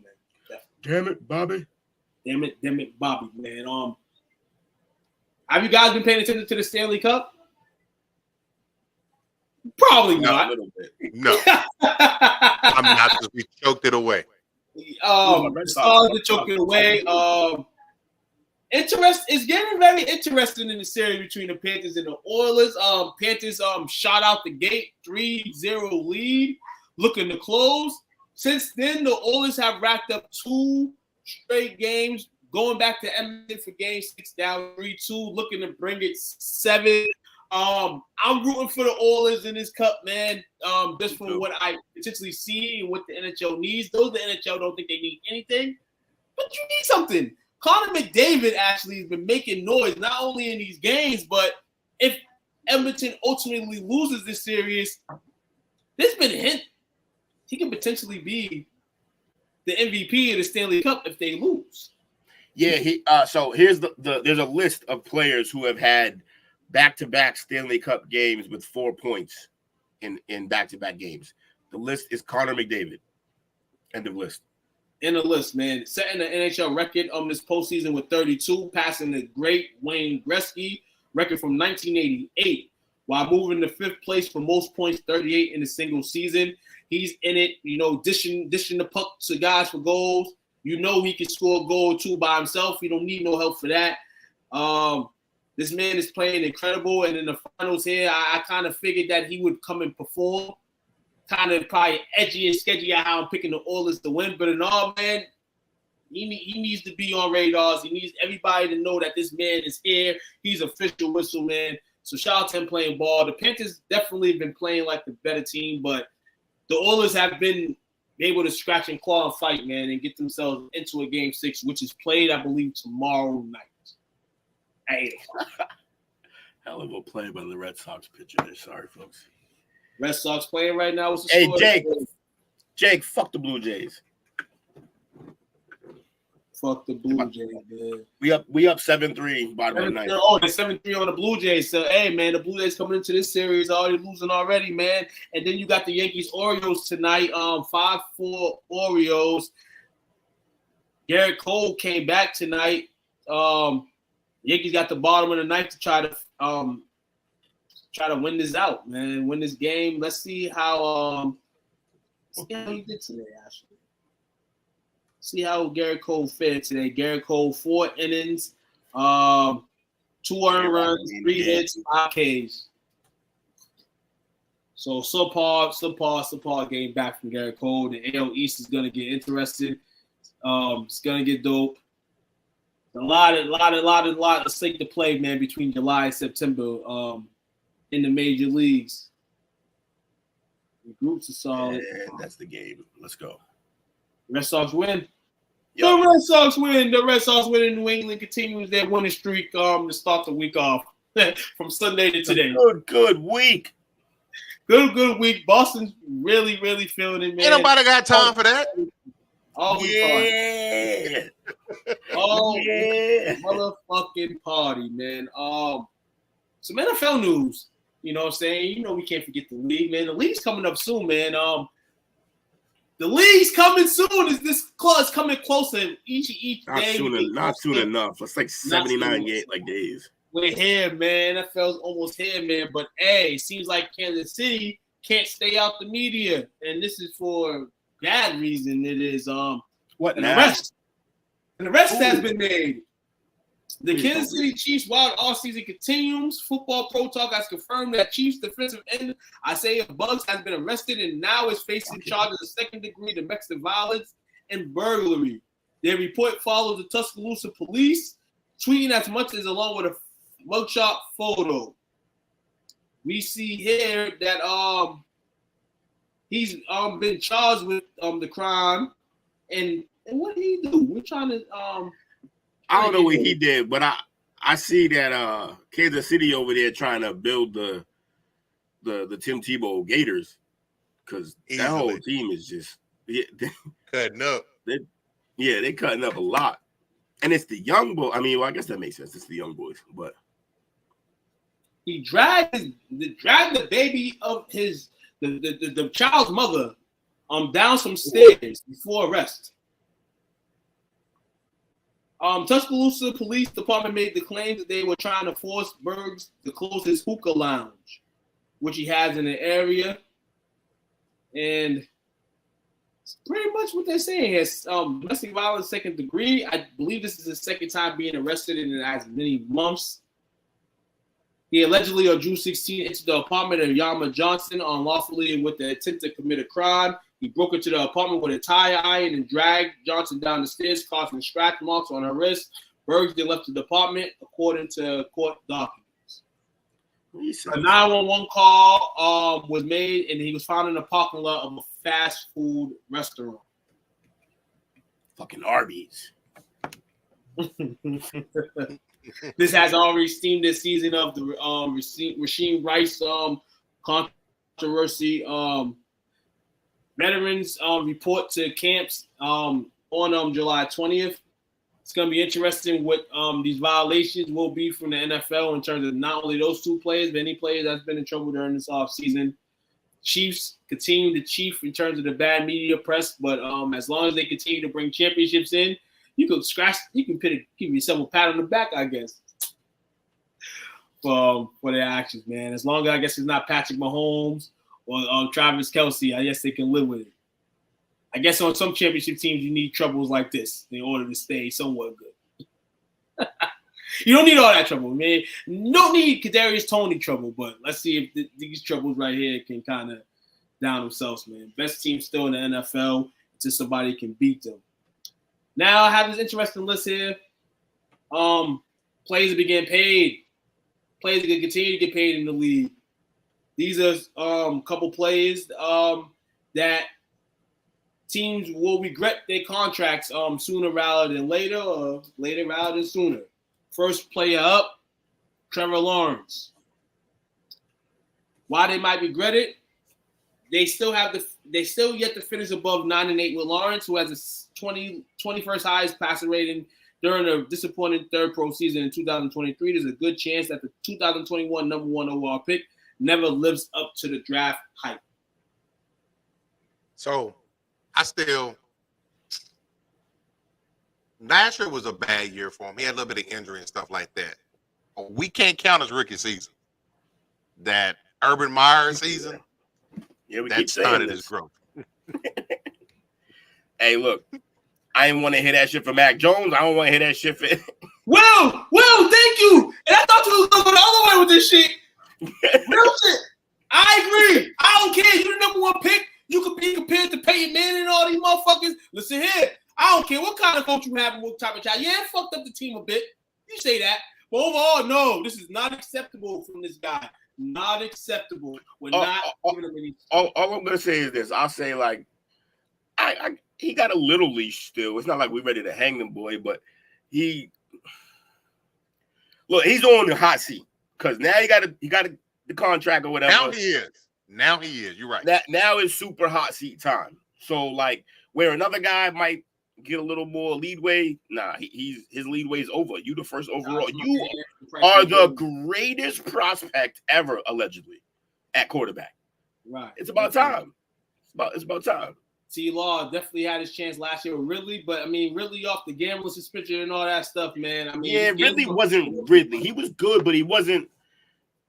What we said going in was either he'll be able to, like, by like week 8 get back into football shape and then he'll be that guy, or it may take him a whole year, and it looks like it took him the whole year because he was good, but he wasn't the guy that left the field the last time we saw him. So next on the list, man, the money man. The money man. We call him money man in the NFL. We call him I'm not gonna call him Kawhi. Also, not at all. I'd be wondering, like, why didn't Ridley resign? Why didn't they resign Ridley? I don't think it worked. Like, I don't think it worked either. I don't think as much as that people thought it would work. Get pretty early too. It was only in theory because obviously good quarterback, good receiver, they need each other, but like they didn't build the chemistry they needed. It was like the Coca-Cola Spice that we all had. Yeah, they were Coca-Cola Spice. Yeah, way the anticipation, like, okay, maybe it holds some value. But then you open that bottle, was, man. Second one on the list is Kirk Cousins, the money man, and why this may not work or a team may regret it. They already spent the top 10 pick on Cousins' successor round and added more support for him. There. Cousins far from a lock to lead him to success, fresh off an Achilles injury. Heading to age 36 season, he's really part of only one playoff victory in his playoff career. That's where the tension is going to lie with him. He's going to have pressure. First of all, he's how old you said is again? 36, 38? 36. Yep. Coming off an Achilles injury. And you got a top 10 pick rookie sitting on the bench. That locker room may get divided at some point in time. And he come out there and he's looking like primetime Kirk. So that's the only thing. If he comes out and he's not Kirk, who can throw for 4,000 yards, 5,000 yards, and it's a touchdown. If he's not that guy, if it's not going well, which it's Atlanta, it very well might not go well. So if that happens, then yeah, that's going to be trouble. That's troublesome because you got a guy behind him. But hey, we've seen this before, man. Like we've seen even worse than it. Dare I remind y'all, the Redskins drafted 2 quarterbacks in a single season, and one of them was in the first round. And actually, full circle, he's one of them. Right. Karma coming back in mysterious ways, man. Yeah. Funny. How he comes back being picked behind him coming there. But, I mean, he was the quarterback who got picked behind the guy. Maybe that's why he knew how that turned out. He knew how it turned out, right. Exactly. What position did we say that Kirk struggles to adapt with? Tight ends, from what I've seen. And looking at the receiving choice, they got Drake London, but after that, their best potential offensive receiving threat is the tight end. Yeah. So the only saving grace that he might have is that they like to split him out like a receiver a lot. So hopefully, but he's still gonna be doing seam work. So figure it out, Kirk. Figure out. They're going to rely pretty heavy on the flag. They have to with Algier and Robinson. Yeah, they're going to run a lot. They should. Yeah. Those are 2 horses back there. Yeah. We got third on the list, man. Rashawn Gary from the Green Bay Packers. Why the Packers may regret this signing.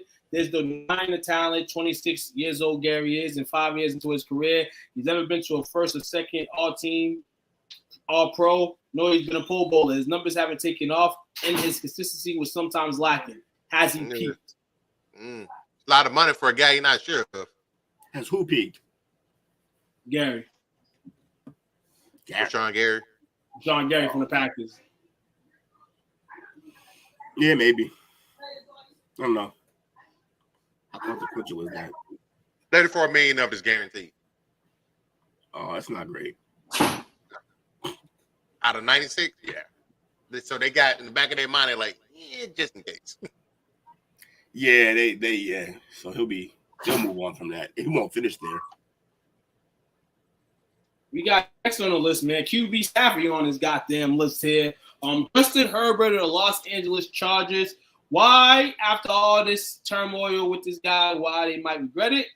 His passer rating has actually dropped or remained the same every year thus far in his career. He's never been a second-team All-Pro. He's never been a Pro Bowler, only once.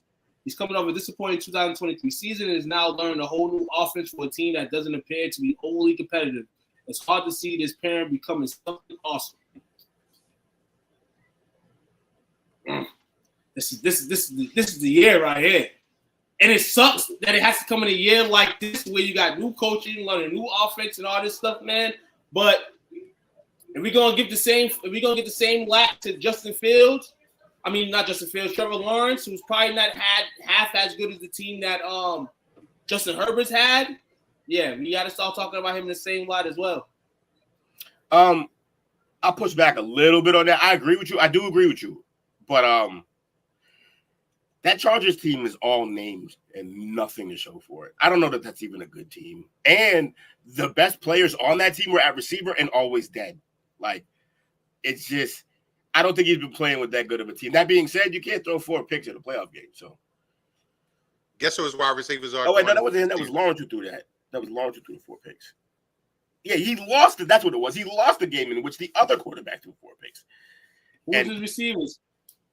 Joshua Palmer, Quentin Johnston, Lab McConkey are the slated starters. So they're hoping that Johnston pans out. I think they saw Johnston as an elite player. I think he's going to be more like a DJ Chark. Solid, but who is his backup, by the way? Fascinating. Did not know that Chark was there as well. Listen here. Oh, if they got him, Chark, McConkey, and did Palmer stay? Yeah. Yeah, he's there. Who's the running back's the problem though, because Eckler's gone. Who's Dustin Edwards and Dobbins? They just got the Ravens backs. Yep. And the third pick is Isaiah Spiller. That didn't work for the Ravens. I'm gonna be real with you. I'll put this on wax right now. Chargers gonna have another receiver. They're gonna have another receiver in that lineup to start the year off. I think Ayuk ends up in Los Angeles. Ayuk. I was gonna say who you think? T. Higgins. I think T. Higgins because that's way more the Chargers MO. Tall receivers, like they love the tall guys. Neither one of them. They gonna the way it's setting right now. You just looked at that wide receiver depth chart. We just heard about it. You're gonna have to be one of those guys. Because Ayuk wouldn't have to have these guys be one of the guys that you want to be the best. And I mean, no disrespect to those receivers there, but they're not being talked about. So you might need somebody that you at least can talk about until you can't talk about them no more. Palmer, I believe may be the number one. I don't think Johnson's that good. I don't think Johnson's that good, but I think that they may be able to squeeze possibly a decent season or two out of him. I just think he still has talent. He's just not. I think the things that he needs to fix can be fixed. The offense is very lackluster. Yeah, it's not great from a receiving standpoint. So, yeah, we're gonna let Harbaugh work his magic. How involved he's going to be in personnel decisions? Because that was a big difference. The tight end is Disley, Hayden Hurst, and Parham. Oh, I also just remembered. Yeah, you said Harbaugh. I forgot all about that. They're not even going to throw the ball. He's going to run it like 50 times a game. He's going to try to find receivers, running back. Yeah, he's going to be Georgia Tech, but in the NFL. And guess what? On the depth chart, they're already listed as questionable. Is that how the season's going to play out already? Of course it is. Seems like it's going to be growing pains for Jim Harbaugh. And you got to remember this statement. We know that he's joined teams in the NFL. I mean, he's had some success in the NFL. The difference now in this situation is he kind of was like thrown away from Michigan. Like the scandals started coming up. Might have been hit some suspension and all that stuff. So he was kind of forced out in a way, though he was going to have a job at some point. There's a little difference here. 43 days to the Hall of Fame game. Shout out to that. You know that picture, yo, Thanos Heisenberg, that picture's hilarious, bro. Whoever that is. Looking like Big Boss dressed up as Heisenberg. That's great. Listen, talk, man. So Harbaugh is definitely going to be in a rebuild situation here. I'm going from now to change football to maybe the last team in the AFC West, depending on how it plays out. We'll see, man. Next player on the list, we're gonna these two quarterbacks here. Well, three quarterbacks here actually. We'll put two in the same category. We'll put one in the shell by himself. Jalen Hurts from the Philadelphia Eagles, Lamar Jackson from Baltimore. Reasons Baltimore maybe regret Lamar Jackson's deal while he's in the MVP race, just about every year, won one this year. He's failed to get them to a Super Bowl. He'll become more expensive, and the rest of the roster will decline as a result. What's more, we're talking about a somewhat fragile, often exposed quarterback who's failed to compete in 2 of the last 3 seasons. None of those are going to be regrets. They're franchise guys. You have to sign them. There's no regret involved. If you didn't sign them, your entire team would be shit next year, most likely. And you'd be playing with probably the Sam Darnolds of the world at quarterback. You had no choice. You had to sign your franchise guy. There's going to be no regret for any of these, except maybe Kirk Cousins. That's regrettable. Yeah, because of what you went out and got in the draft. Right. And then you got – go ahead. I was just going to say the whole thing with Jalen Hurts is they did it smart, though. They paid him sooner rather than later. They paid him before everyone else who started to get paid right after that. That was important. And I think they're gonna go hand in hand. Now, they added Saquon. I'm not gonna hate on that, but I just think they're going into another season with a new offensive and defensive coordinator. Gonna be some learning time.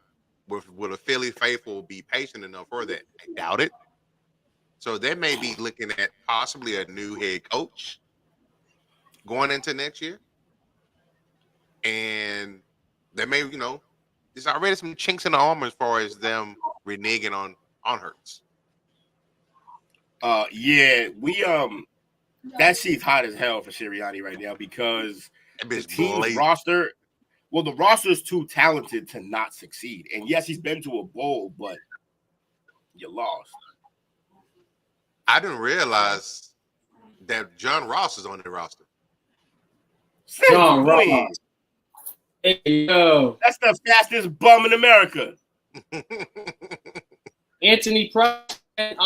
We spoke on this a little bit on the offseason play sheet in terms of the tight ends. We went through our tight end tiers. Likely he's one of those tight ends that he's looking to find a new change of scenery one of these days, or he might get signed to some team, man. His time is going to come. Definitely him and Andrew being there, they're gonna have to use that to their advantage in Baltimore until they can't no more. So just continue to do that. He's definitely one of the tight ends on the radar for the next ones coming up for sure. We'll give him that. Last year was Lively's second year, correct?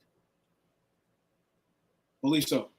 Which means they have this year coming up and the following year with Lively. They don't have to make the decision now, so they won't. And also, when the decision becomes time to be made, they're going to sign Andrews. They're not going to let him walk. No. He's Lively's an athlete. The second best tight end in the league. What happened?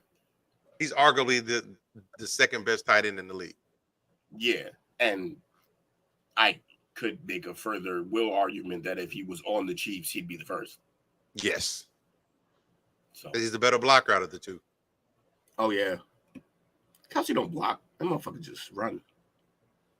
We know Daniel Jones is a questionable contract. We spoke on him plenty of times a while. The Giants will definitely regret this situation here with signing him. But noted to the Jalen Hurts. It's a great contract. He matches their team. He's trash. And then Kolchak took it right out the mouth for everything that's going on with the offensive coordinators, defensive coordinators in Philly. And tack with what he did last year in the second half of the season, that teams may already be hip to what Jalen Hurts is doing. May have got the picture on the wall of him. That's why Philly may regret the deal, signing him. I mean, they got it way earlier, stuff like that. It definitely jump-started, for a lot more QBs to get paid because they know, the league knows, and the people going with their agents, the teams are basically stating, the writing's on the wall on this guy. He just got $200-something million. So that's my argument coming in. No disrespect to Jalen Hurts. That's probably what they're saying. You know what I'm saying? But that's the reason of that. Daniel Jones and a few other players that are on this list up. You got Justin Madawinke in Baltimore. You got Will's favorite guy, Aaron Rodgers. And you got Christian Wilkins of the Las Vegas Raiders, guys whose contracts teams may regret. sooner rather than later or later rather. They gave Rodgers 3 years, 112 with 75 guaranteed. Desperation organization. When they did the pay per down, it was hilarious for the first season. They literally paid him. This is the best player that we're gonna have, and the sad thing about it is he may play less games than who the best quarterback in Jets history is. Like, I mean, overall he would anyway, but it's bad. Like you just said, Coach, delusional. Like went from, and I understand that your QB wasn't as good as Aaron, but for what happened last year is like, damn. We spoke about another New York team, the Knicks, earlier in the show. Like, you don't have to gamble right now. You don't have to gamble if you don't want to. But if that guy's there, go get him. And the Jets show them what happens when you go get that guy. This is easy. And in the next year or two, what QB you think will get paid and who shouldn't get paid? Dak, Tua. Yeah. Who else? I just want to pull up I'm trying to think of NFL teams right now. NFL, hey, Anthony, while he's looking that up, guys that will get paid, he named a few. Guys that won't get paid, you know what I'm saying? I kind of like that aspect of it. Will never get paid, Bryce Young. Russell Wilson probably won't get paid. Somebody, if he play good, he'll get paid. Yeah, Justin Fields questionable. Pretty much most QBs on the market are paid or under contract. Yeah, they are. QB Kingdom is officially closing down for a little bit. Of course, you got to get the draftees in there. So maybe if there's some draft picks next year in the first round, maybe not. You know, you got to implement those guys in. But other than that, man, QB Kingdom's kind of shut down right now. Which is crazy because there was an article that came out today that now, I don't know how possibly they can even do this, but teams are starting to look at maybe we need to pump the brakes on his quarterback contracts. Too late now. You've already paid them all. Too late, right? You already OC your lineup. Like you giving the fans the mindset. But all they got to do is collectively agree to that quietly, and then the next big guy contract suddenly is way less. To reset the market. To reset the market. And what will happen is whoever they do that to, the team that does it to him probably won't get the player because he's probably going to just leave or hold out. But then other teams will see what they're doing, and then they'll follow suit and lower the market. They definitely going to have to do that, man. Indeed, man. QB's hell of a tag. Hell of a price to pay the man. Yeah. Market has to downset himself. We'll wait to see who that lucky individual is that brings the market back to, I guess, reality before it goes back. And said, if you're a GM, if you was a manager, would you pay Purdy or Love first? It's a tough one. I would probably say I pay Love because Love, as we talked about the quarterbacking room, their wide receiving room, got a bunch of average guys. Had a pretty decent season last year. Started slow. One of the better quarterbacks towards the end, kicked Dallas's ass in the playoffs, so they had some upside. Purdy shows if he doesn't have his tools there, he's average at best. I think it's true. It's what he has shown. But I also think it's unfair because, like, if you replace any starter from most teams, you're not going to look as good. And it wasn't just any starter. It was their best player that was out. But it's still fair. If he's not there and he didn't look great, then it's kind of a problem. Y'all just bought an idea, man. Y'all bought an idea. It was compared him to Joe Montana 2 years ago. It's compared him to Joe. Listen here. Y'all just bought the idea into my eyes. He might be the guy to reset the market to the medium. Well, because, they'll be like, but then the other agents are going to be like, yeah, but he sucks. So that don't account for my guy. Like, so it's gonna be real. It's gonna be. People that continue to get paid, and whoever that quarterback is that resets that market. You've seen a lot of young ones come in the last like 5 years, man. So it's gonna be interesting. Understand, it's gonna get worse before it gets better.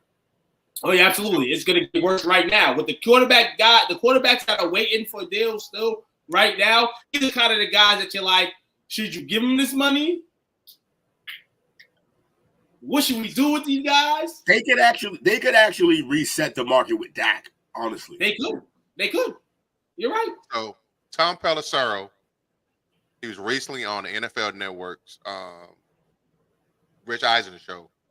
His quote was, "There has certainly been discussion within the league among certain owners that even the idea of a quarterback cap, that at some point you don't want quarterback numbers to go over a certain percentage of your salary cap."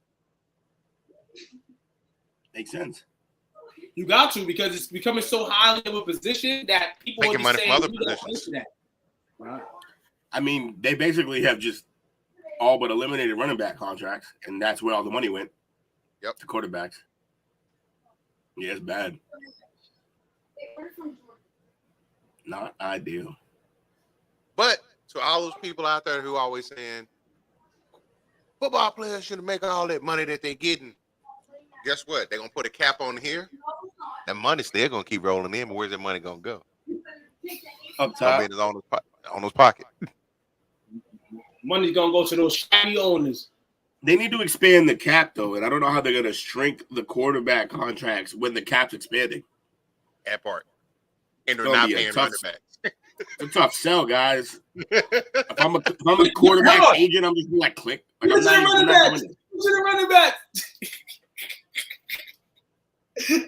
Give it to the running backs. I'd even say that if I was a quarterback agent. What, you going to pay a running back? Fuck out of here. My client will go play somewhere else. You gonna give me what little cash you ain't gonna give me extra on the clip to a running back? Absolutely. Listen here.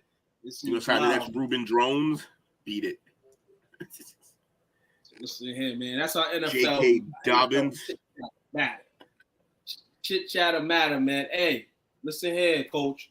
Seen something you put earlier. Something you posted earlier, man. We gonna throw the exclusive, man. Will don't like when I do this, but I gotta do this, Will. Why don't I like this? I gotta give people a sneak peek of the tap out. Oh. I gotta do it. He's stealing. You know, I'm stealing tonight. You know, that's what it is. He's stealing. Something quickly. You might get more of the news on either your next show or the show in the future. Ryan Garcia, we know he's been hit with the scandal. We know and all that stuff. We know a decision is gonna loom sooner rather than later. But today and last few days on social media, it's been hinted that he said he might retire and go away for some time, though he's going to be suspended for some time anyhow for his actions and what happened in the testing. We spoke on one fight in particular.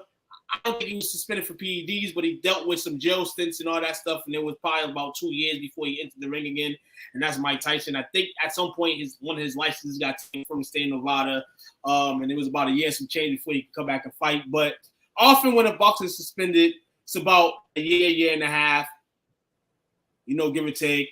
Then you got to obviously train again, try to get your win back. So situation here with Ryan Garcia, they said in the next couple of days there will be a decision made in terms of how long and lengthy the suspension will be.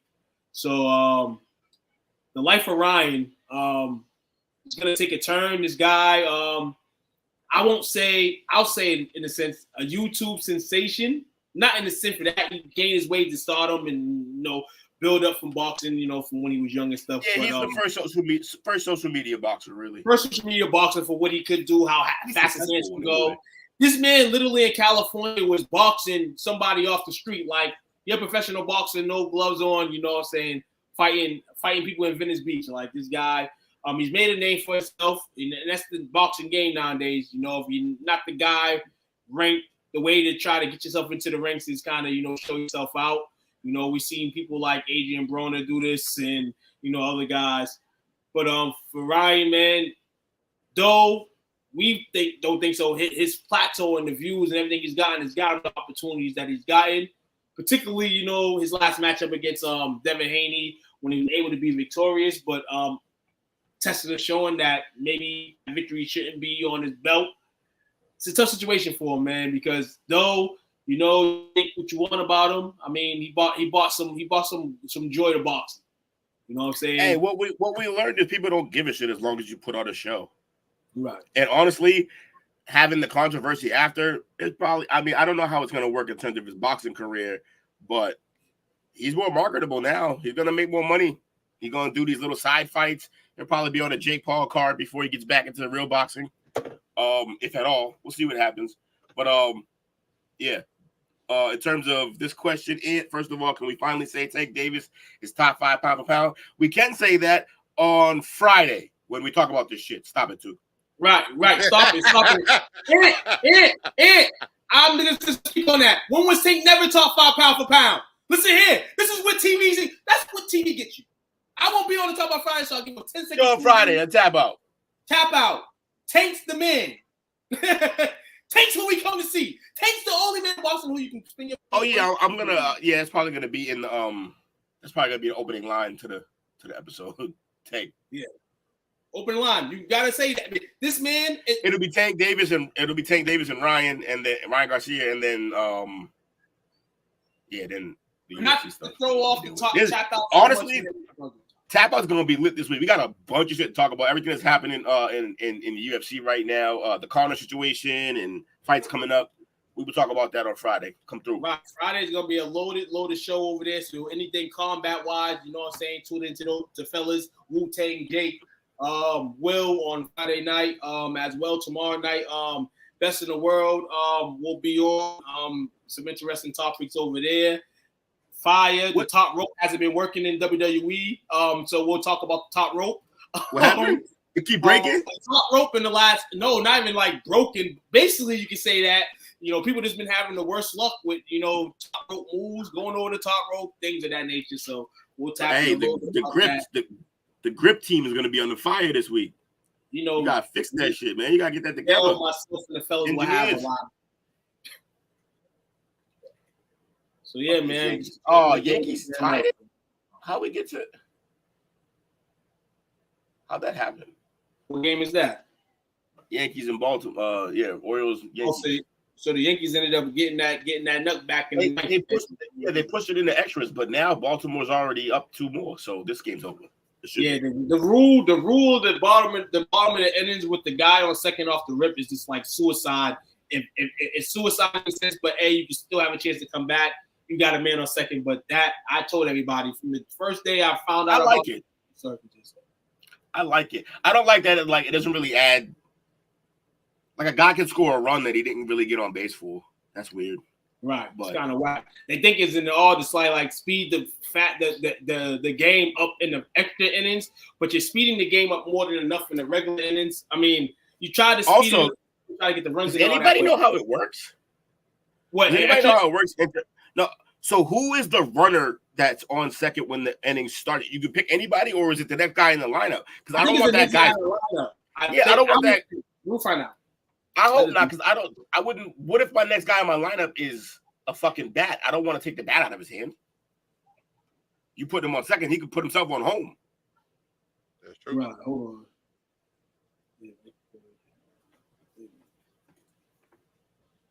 I haven't seen enough. Automatic runner. The runner placed down second base at the start of each half inning. The extras is the player. So basically, the leadoff hitter for the inning is on second, and then they go. That's trash. That's trash. I don't actually. I don't like that because now what if I'm leading off the inning with prime Manny Ramirez? I don't want that motherfucker at second. Or they say, I want him swinging. Or what's worse about it is they say a pinch hitter. If not the hitter in the lineup, a pinch runner. Yeah. But that's the thing. If you pinch run him, then you lose him as a batter the next round, next time around. So fuck yeah, I'd be tight. I'm surprised they let that rule go. That's why that's what the rule is in the MLB in that sense, man. Listen here, man. Fabulous show, everybody. Thanks for everybody tuning in, man. It's what we do on Wednesday, man. Parlay perspective, sports all around the world and the globe, And as the week continues, you'll get some extra sports topics, man. So Sirianni, we already said one. Sirianni. I think to an extent, McCarthy. And you can't start no coaching conversation or anybody on the block if you don't start with McCarthy. I say McCarthy and Sirianni. Damn. Which is crazy considering he had back-to-back 12-win seasons. Yeah, but the way those seasons have ended is a reason why he's on the hot seat. Can we say all coaches? Can we say all the coaches besides the rookie head coach in Washington is on the hot seat in the NFC East? Yeah. Yeah, the whole NFC East is pretty much the same. And the only reason he's not is because he's a rookie. Hey, but let him do bad. They'll can him too. 1 year is not out of the realm of being fired for. As money. Mm-hmm. As money for real, man. Listen here, man. Shout outs tonight. Shout outs. Shout out to you fellas, man. Great show as usual too. And coach, appreciate y'all. Shout out to the chat. I tried the everyday bagel Pringles last night. I don't How know were if they? comments and thing, but they're decent. You know what I'm saying? Like I think Will. Yeah.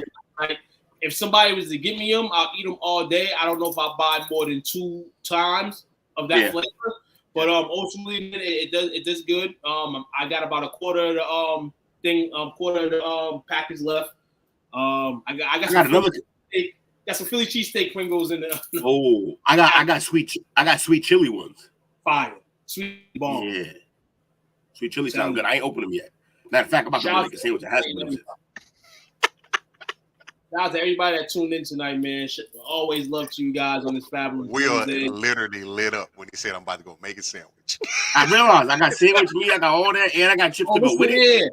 Listen here, I haven't had bread in my crib in a bit due to the fact that I'm a sandwich guy and I will literally eat all the loaves of bread. But something told myself this weekend to grab a loaf of bread. I made a bomb fucking grilled cheese last night. I got some sandwich meat in the fridge to make me look like a sandwich guy for the rest of the night too. I might grill that bitch.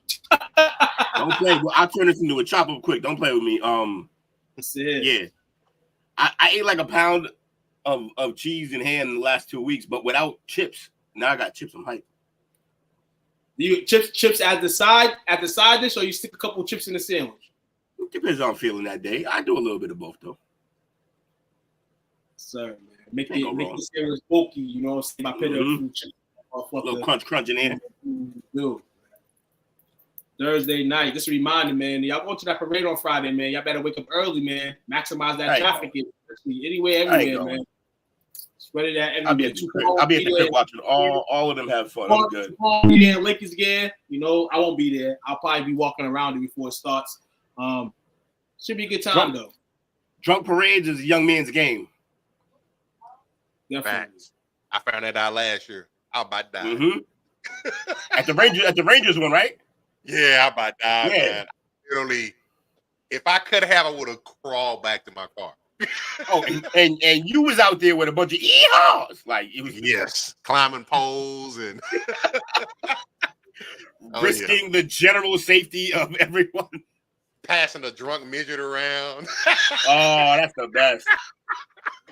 Just pure debauchery. Yes, sir.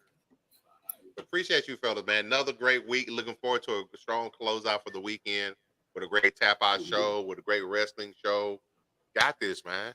We're getting even closer. Somebody said earlier we'll be 48 days away from the Hall of Fame game. Yeah. Is there a day that we don't have a podcast on the network? Saturdays. Saturdays and Sunday. Oh, God's day. Well, the way y'all looking, SEC crowd looks like that Saturday segment gonna be chopped in. SEC is about to be crunk this year. Yeah, especially got so many entries.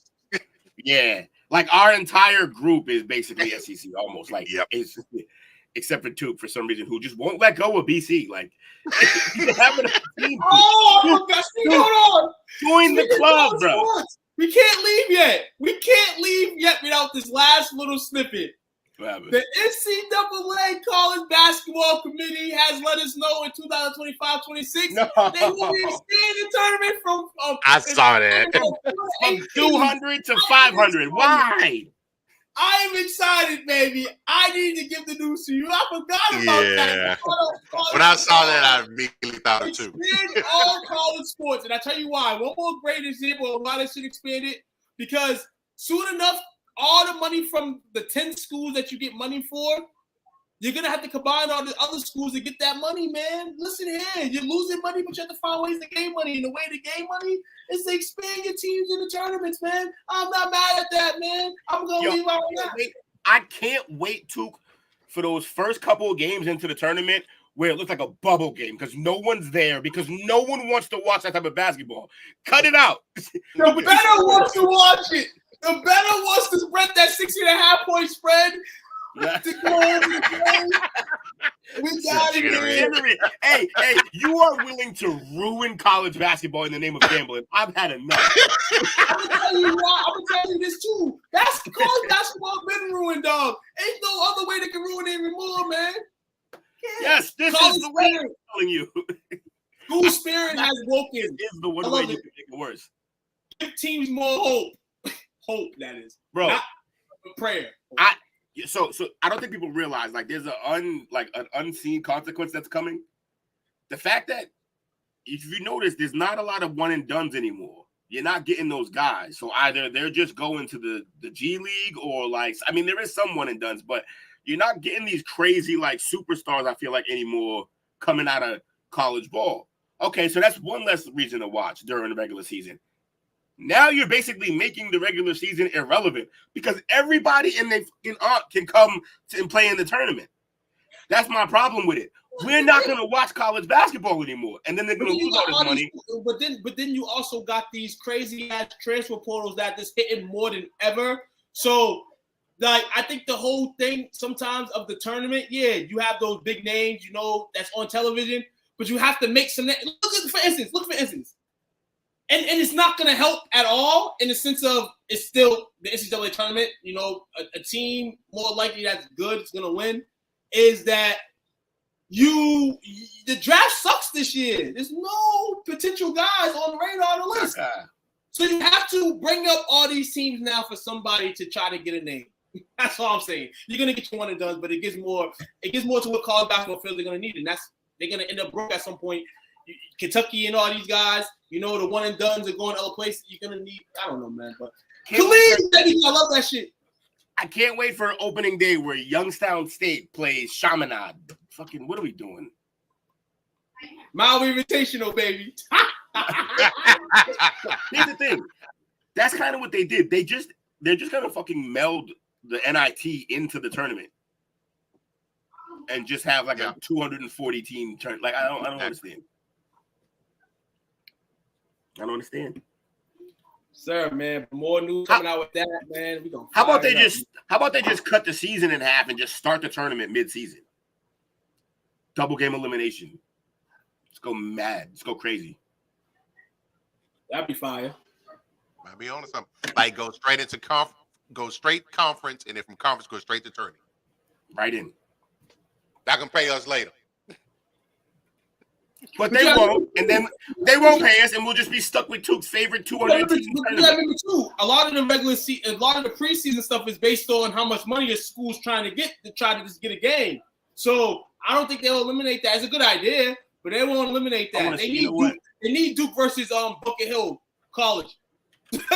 They need that. You know what I'm saying? So I don't think they'll eliminate it. I think anything like tournament wise, like y'all talk about, like the early tournaments. Eliminate those. Get the teams, you know, the good teams early to sprinkle on these whack teams by 90, you know, but you can eliminate all the preseason tournaments too. You can eliminate those. If you're going to add 50 teams to the tournament. I'm trying to look for who were the first 8 out of the tournament this year and how much none of us want to watch those teams play. Actually, this year might not be an argument for it. Yeah. I remember now. As I said it, this wasn't a good year to say that because the first 8 out this year actually was kind of good. 3 Big East teams, they said potentially that could have been good in the tournament, you know, all got sleeved on. And the team that they put in the tournament, sorry, that might be an interesting point because the 3 teams that were left off, I think 4 of them lost in like the opening round in the NIT. So you have somebody have point. It does. I mean, the world's gonna turn. They're gonna do all types of dumb shit to continue to put money in sports pockets, and it starts with shit like the NBA in-season tournament and all this extra shit that's going on. Like, how many seeds is it going to be? Is it still going to end up when the tourney starts? It's going to be more than the 100. It's not going to. It's going to be more than 1 through 16. It's going to. I think once they extend it like 12 to 16, I think they'll marginalize the rankings. But I think if it's like 4 to 8 right now for shortened, I think they'll still have the ranking sense, but they'll be more like first day. There'll be those games first day, like where the tournament starts they'll probably move the selection day up to like Friday or something and start games on like Sunday. I feel. Yeah. It's chaos. It's all chaos, people. Chaos. STWF-TV, man. We always here for the taking, man. Appreciate you guys tuning in, man. Y'all have yourselves a great night. And always remember, man, the Bears are going to be good at some point. And you're going to have to yell, please! Find this podcast and others on STWF-TV, the Podcasting Network, wherever you get podcasts.